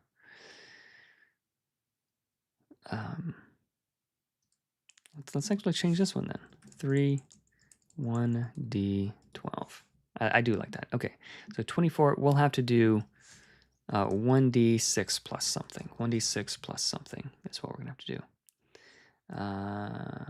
Here's 1d6 plus 4. That's easy enough to add. 1d6 plus 4. There we go. And then 26, we have that. 28. And a lot of this I am definitely, yeah, plus 1 is, it's, plus 1, it's free in the sense it's free to add, but it's not free in the sense of it's one thing that I have to remember. It's one mechanical step for very little mechanical benefit. So I want to avoid plus 1s here.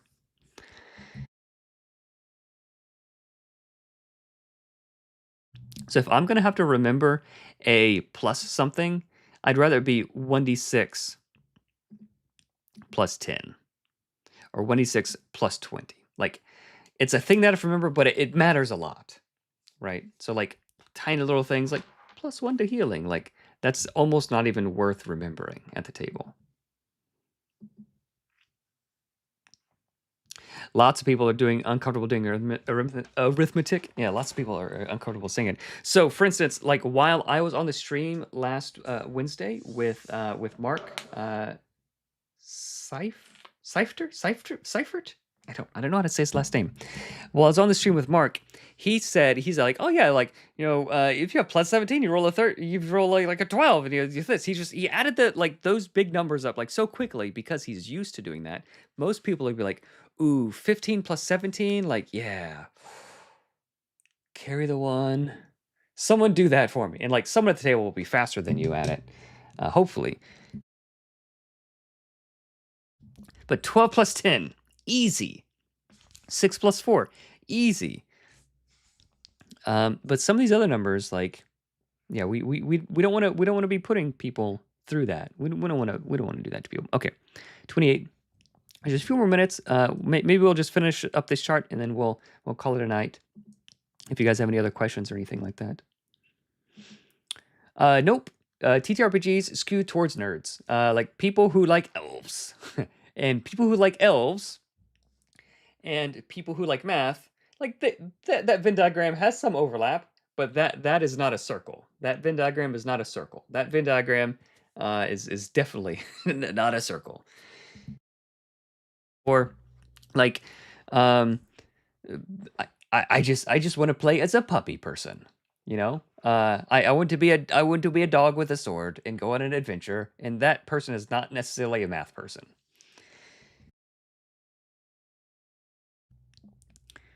He studied advanced math at MIT. Okay, he can do that. Seifter. Oh, thank you. Thank you, Mark Seifter. Like it's not that it's a hard name to say or to pronounce, but I wasn't sure if it was this way or that way. Seifert or Seifter. Okay, thank you. Okay, so 28. We want to hit 28, and 48 plus 10 is not a good way to hit 28. Let's hit 28 by doing something more fun. Like D44. Wow. Oh man, that's so cool. D44.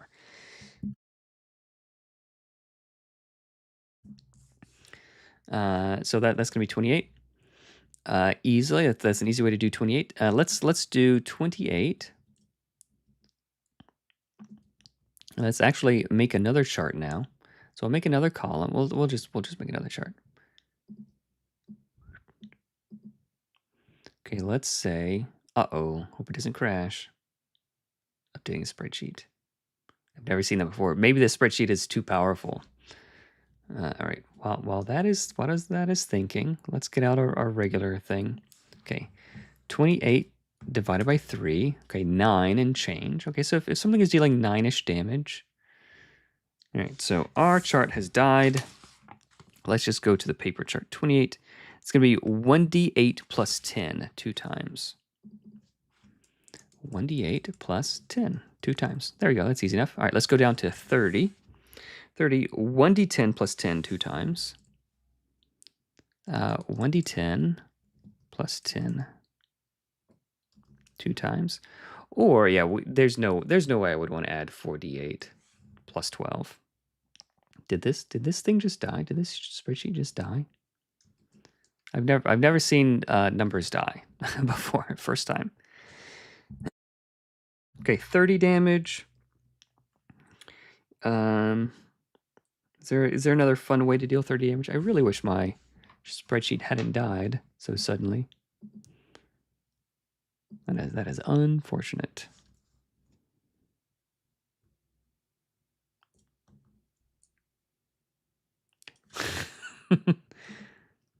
That is a side quest indeed. There's no chance I'm learning Python right now. There is just there is no chance I'm learning Python.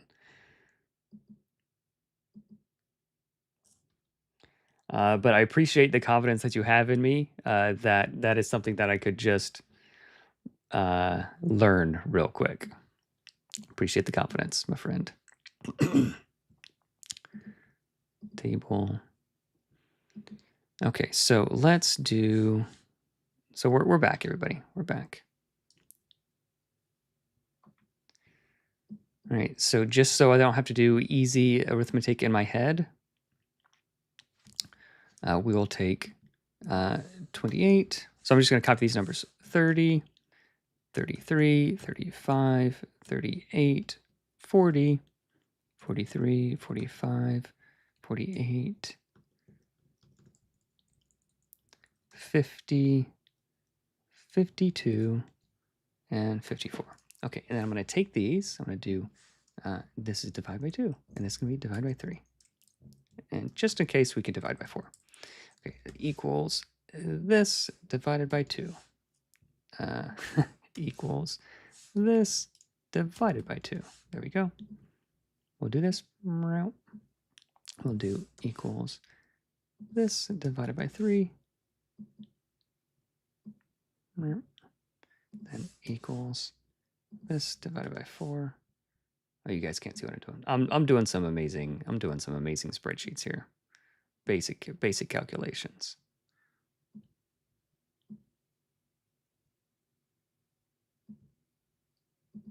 Mark Seifter. I'll have to remember. Let's remember that so I don't embarrass myself.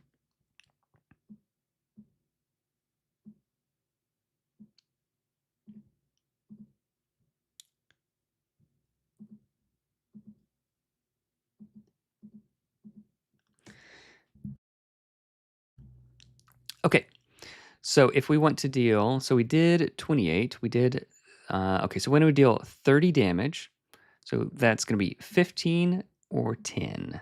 How can we deal 15 or 10 damage easily? Let's grab this one here. Where is it? Where is it? Where'd you go?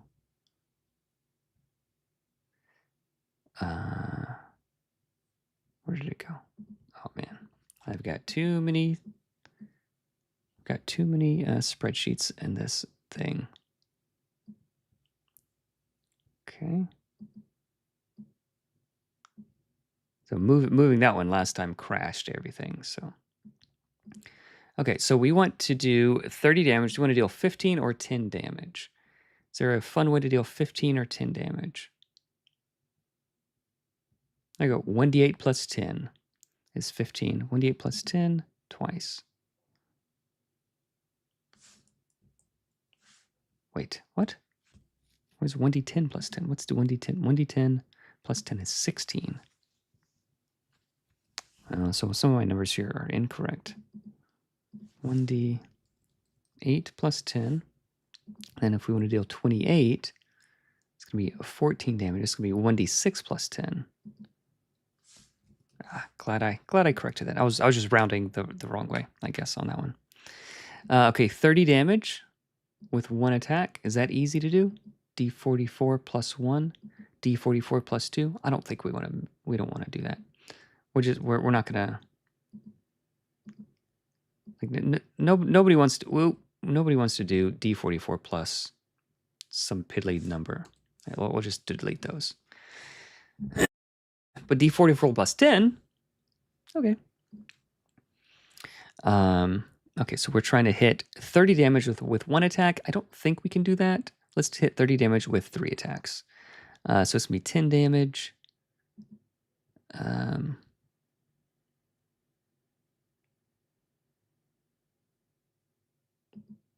plus 4. I don't want to do 1d10 plus 4 3 times. 1d8 plus 5. Let's do 1d8 plus 5. Okay, copy this, paste this here. It's going to be 3x 1d8 plus 5. If you have like a really fast monster. Okay, 33 damage. So we can't deal 33 damage easily with one roll, which is fine. So it's going to be 16 and a half damage. 1d12 plus 10, 2 times.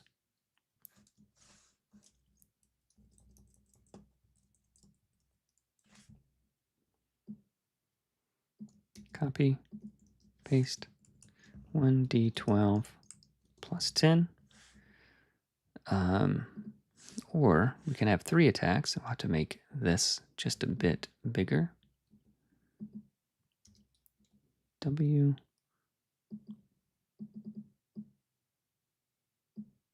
There we go. Where were we here? So we want to deal 33 damage. So we want to deal 11 damage easily. 1d10 plus 5. 2d10. There we go. 2d10 3 times. 2d10. Beautiful. Okay, 35 damage.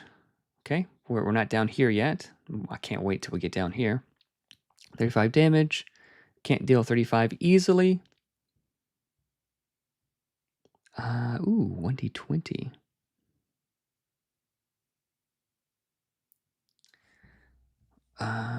We could start adding some d20s in here. I didn't even think about that yet.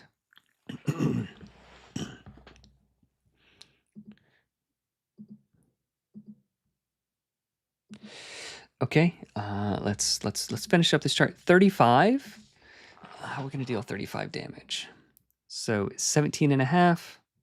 17. That is 1d12 plus 10 twice. 2x. 1d12 plus 10. That feels pretty good. Or 3x. We're on 35. 12 damage. It's It's going to be 1d12 plus 5 3 times. 1d12 plus 5. 1d12 plus 5. Can we do 12 a better way? 1d20 plus 1. No. 11. Oh, why don't we just do 3d20? That's way better. Let's do 3d20. Or 1d20 3 times. Okay, here. So 3x, 1d12 plus 5. Is that okay? 5 is a big enough of a chunk to where it's not wasting my time. Yeah. I will allow it. I will allow it. Tables.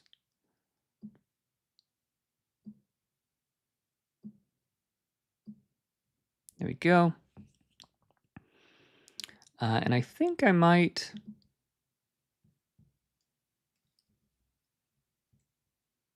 do that. Do that. Is that easier to read? We'll leave it centered. Okay, 38. I think I know what I want to do for 38. D44 plus 10. D44 plus 10. Or 38, 19 damage twice. Can we deal 19 damage twice easily, guys? Can we do it?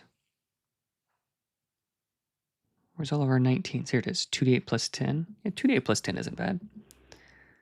2d8 plus 10. 2d8 plus 10. Aren't you guys glad you don't have to figure this out at the table? All right, 40 damage. Yeah, let's do d66. Let's get it in there. D66. And I'm pretty sure I might want to just let's make a new one. Okay, let's do 11 plus 12 plus 13 plus 14 plus 15 plus 18 plus 9. No. There's none of those. 15, 16. Okay, there's 11. There's 21, 22, 23, 24, 25, 26, 31, 32, 33, 34, 35, 36, 41, 42, 43. Okay, I'm just double checking because I did quick back of the napkin math. 44, 45, 46, 51, 52, 53, 54, 55, 55, 56, 61, 62, 63, 64, 65, 66. Okay, let's do equals average of this. Bam. 38.5. Is that what we have? D66. 38.5? Yeah, 39.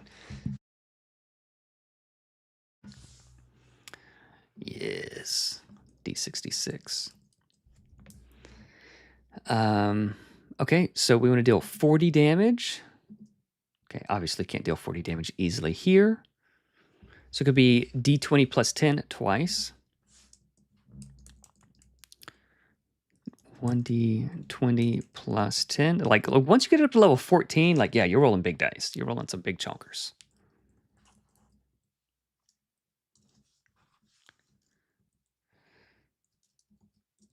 Okay, 43 damage. Can we deal 43 damage, everybody? Let's see.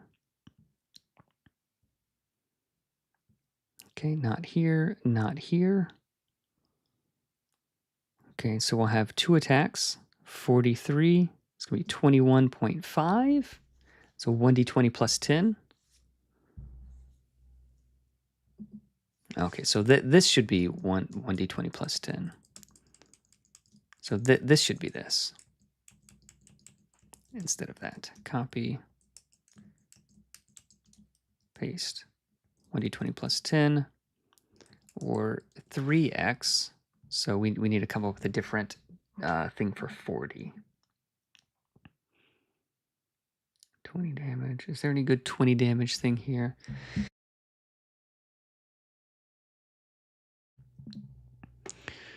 Uh, 2d10 plus 10? 2d8 plus 10. Yeah, let's do 2d8 plus 10. I already have that there. 2d10 plus 10. That's fine. Okay. Okay. 43. 43 divided by 3 is 14. 1d20 plus 3. Yeah, that feels too piddly. 14. 2d12. Can we get 14? 1d6 plus 10. There we go. 1d6 plus 10. 1d6 plus 10. That's a good way to get there. 45, guys. We're almost there. 45. Can't get 45 here or here. But 48, I can see it coming. 45, that's going to be 22. 2d12 plus 10 twice. 2d12 plus 10 twice. Or some attack 3 times. Okay, we're on 45. Some attack 3 times. 15. We can do 15 damage. 1d20 plus 4. Yeah, let's do 1d20 plus 4. That's fine. 1d20 plus 4. That's easy enough. 48. Here we go. D44 plus 20. That's pretty spooky. D44 plus 20. Or we could just say D66 plus 10. D66 plus 10. Yeah. Okay, 50 for 50 damage. D88. Yes. D88. Those are so fun. Like if you ever get a chance to do those, I would highly recommend it. Okay, 50. We're going to deal 25 twice. We'll get close enough. 1d6 plus 20. D8 plus 20. There it is. D8 plus 20. 1d8 plus 20.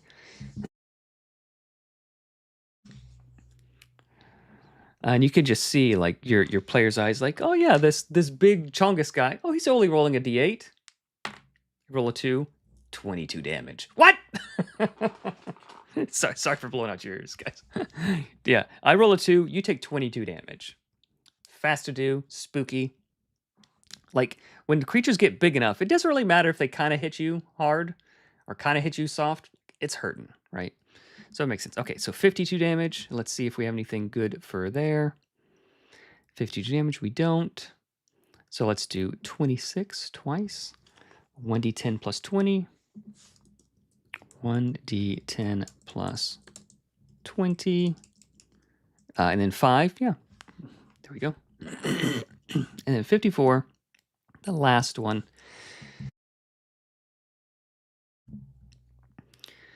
We have 27 damage. 27 d12 plus 20. 1d12 plus 20. I feel bad for yelling in the mic. Sorry, guys. 1d12 plus 20. Or, it's going to be 54, 18. Does anything deal 18 in a cool way? What about 13 and a half? No, 18. We can't deal 18 damage in any cool way. 1d20 plus 7. Yeah. 1d20 plus 7. That's okay. 1d20 plus 7. 3 times. 3x. 2x d44? Is that? d44, 28? Oh, yeah. There we go. I already had it. I didn't even need to change anything. Perfect. Okay. Cool. All right. Let's see what you guys have to say. Let's see what you guys have to say, and then we'll call it a night. We'll do a little bit of chatting. Kojo Idris. That's very clever. All right. Cool. Let's go back up to the top. I used to be I've definitely seen Spreadsheet Sci. Yeah.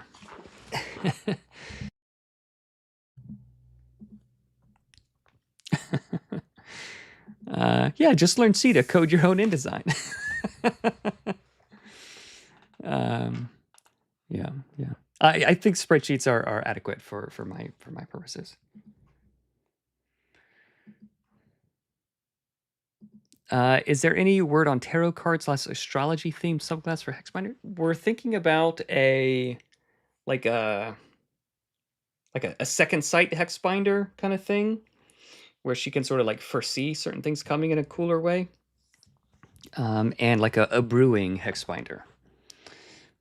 Not necessarily alchemist. I think Artificer is gonna have an alchemist thing, but like some sort of brew, boil, you know. Yeah. I think learning coding languages might be like learning how to ride a horse pretty soon, unfortunately.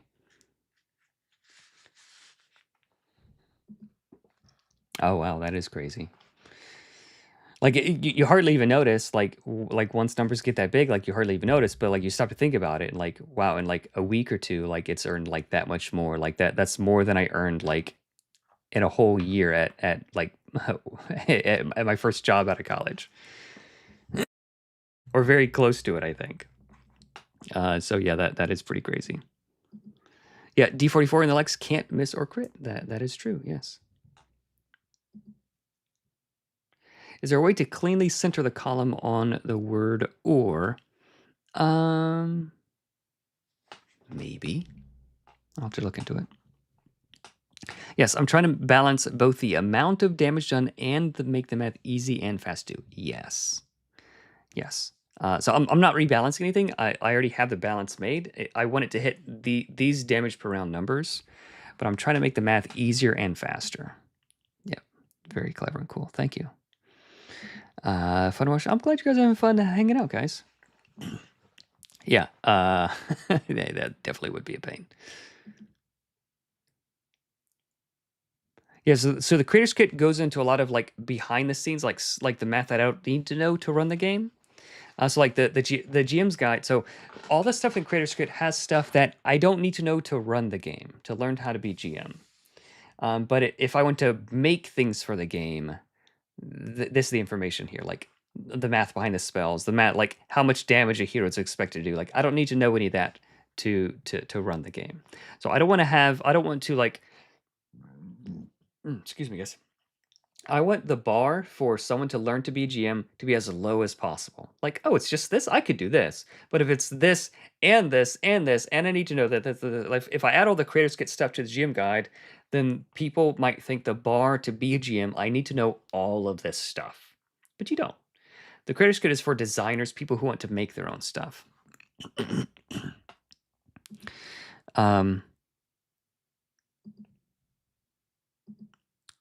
Yeah, I love Tap from a Dragon is still a big hit. Yes. So there's going to be minimal variance as far as I'm concerned. If I'm getting stepped on by a giant, it doesn't matter to me if he rolls a 3 or a 4. Like I'm getting smooshed. I'm turning into Toe Jam, right? Level 19 should be 2x. Yes, I think you're right. Thank you, Marcus. Good catch.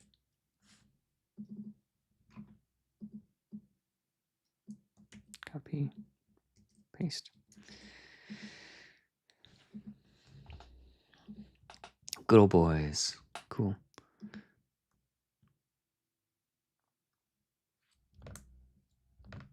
Oof, sounds cool. The main problem most RPGs, not enough GMs. Yes, absolutely. So I want to make being a GM fun, which is not always fun in some of these games. I want to make it fun and easy to do. I want the GM to be the most fun thing to do at the table. Because if people are fighting about who gets to be the GM, like that's a good problem to have. Like it's like being a healer in World of Warcraft. Like nobody really wants to be the healer, but if you can make the healer fun, then like more people will do it. Okay, guys, thank you so much for hanging out. I really appreciate it. Yeah, on this late Sunday night, I've got to go. But hopefully tomorrow I will be doing some more streaming. 2 pages to learn the rules as a player and 5-6 pages to start GM is a great experience. Yeah, and I might reorganize some of the. Actually, yeah. Before we go, I said I was going. I said I was going. Don't. So currently, the GM guide says it goes like this: starting as GM, and then I'm just going to move the advanced GM tools to the back of the book. I think. I'm just gonna move what to avoid. I'm just gonna move all of that. I'm gonna move all the adventuring rewards. I'm gonna move that toward the back. It's gonna go. It's gonna go. Actually, let's just do it. Let's just do it. Um, all of this stuff we don't need adventuring rewards and stuff. Like you need to know how to GM and how to run monsters, and then you're ready to go basically. So I'm just gonna move all of this stuff to the back of the book. Maybe not all the way to the back, but like somewhat to the back. Like after the intro quest at least.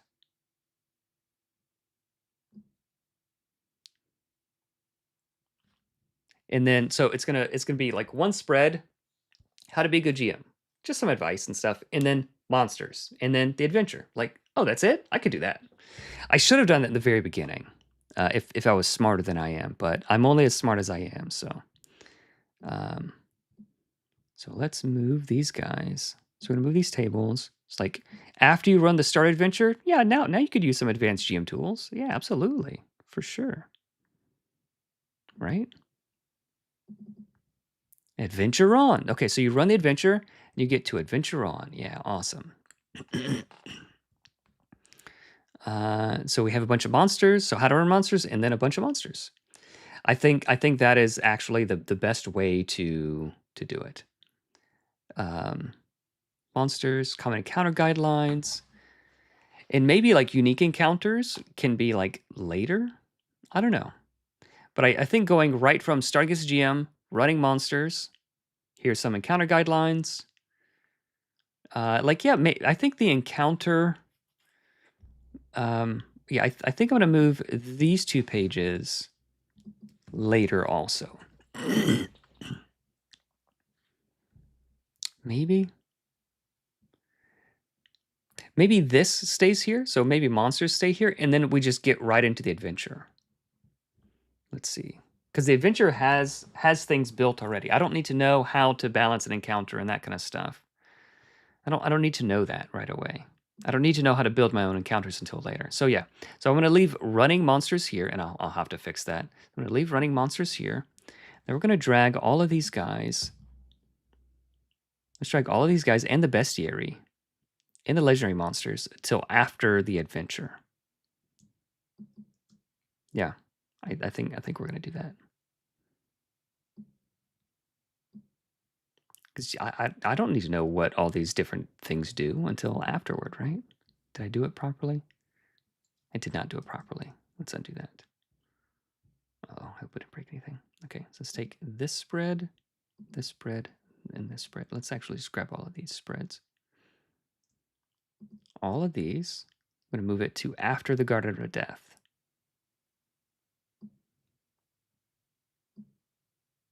That is a much smarter way, I think. That is a much smarter way, I think, to build. And I'll tweak it. So starting as GM, monsters, let's play. There you go, guys. How cool is that? Like you get right into playing and you learn how to play as you play. And you run this, okay, you sort of figure things out. And like it's sort of on rails and intended, but adventure on. Okay, now here's how to make combat. And I'll reorganize a little bit. Here's how to make a combat encounters. Here's how to make things. Here's a bunch of monsters to play with. Here's legendary monsters. Here's how to build your own legendary monsters. Here's a list of a whole bunch of them. And then we have advanced GM tools. Yeah, heroic vignettes, making your own ventures. I think making your own ventures should be a little bit higher. Compelling treasures. Yeah, so this should be a little bit higher. Yeah, this is a 10 out of 10 idea. 10 out of 10 idea. Okay, compelling treasures, what to avoid, adventuring rewards. Yeah, so this should probably be up a bit higher. And then the Valley of Hope. Ooh, guys, look at this new art that I have for Maryvale. Look at this new art I have for Maryvale. Isn't this so cool? Like, don't you just want to live here? And it's sort of pixely because it's loading. It has to reload it to memory. isn't this like such a cool, like, man, I want to adventure. There's the Great Elm. Yeah. Hopefully this week. Hopefully this week. The artist, do I have the artist listed here? Shinfei. Shinfei is the artist on this piece. Beautiful, like fantastic artist that I think he reached out to me. A very cool artist. Like I just want to go there. I'm going to go there. I want to live there. I want to like adventure there. I want to save this town. Yeah, like that makes me want to. Yeah, that makes me want to adventure there and live there and have a bastion there.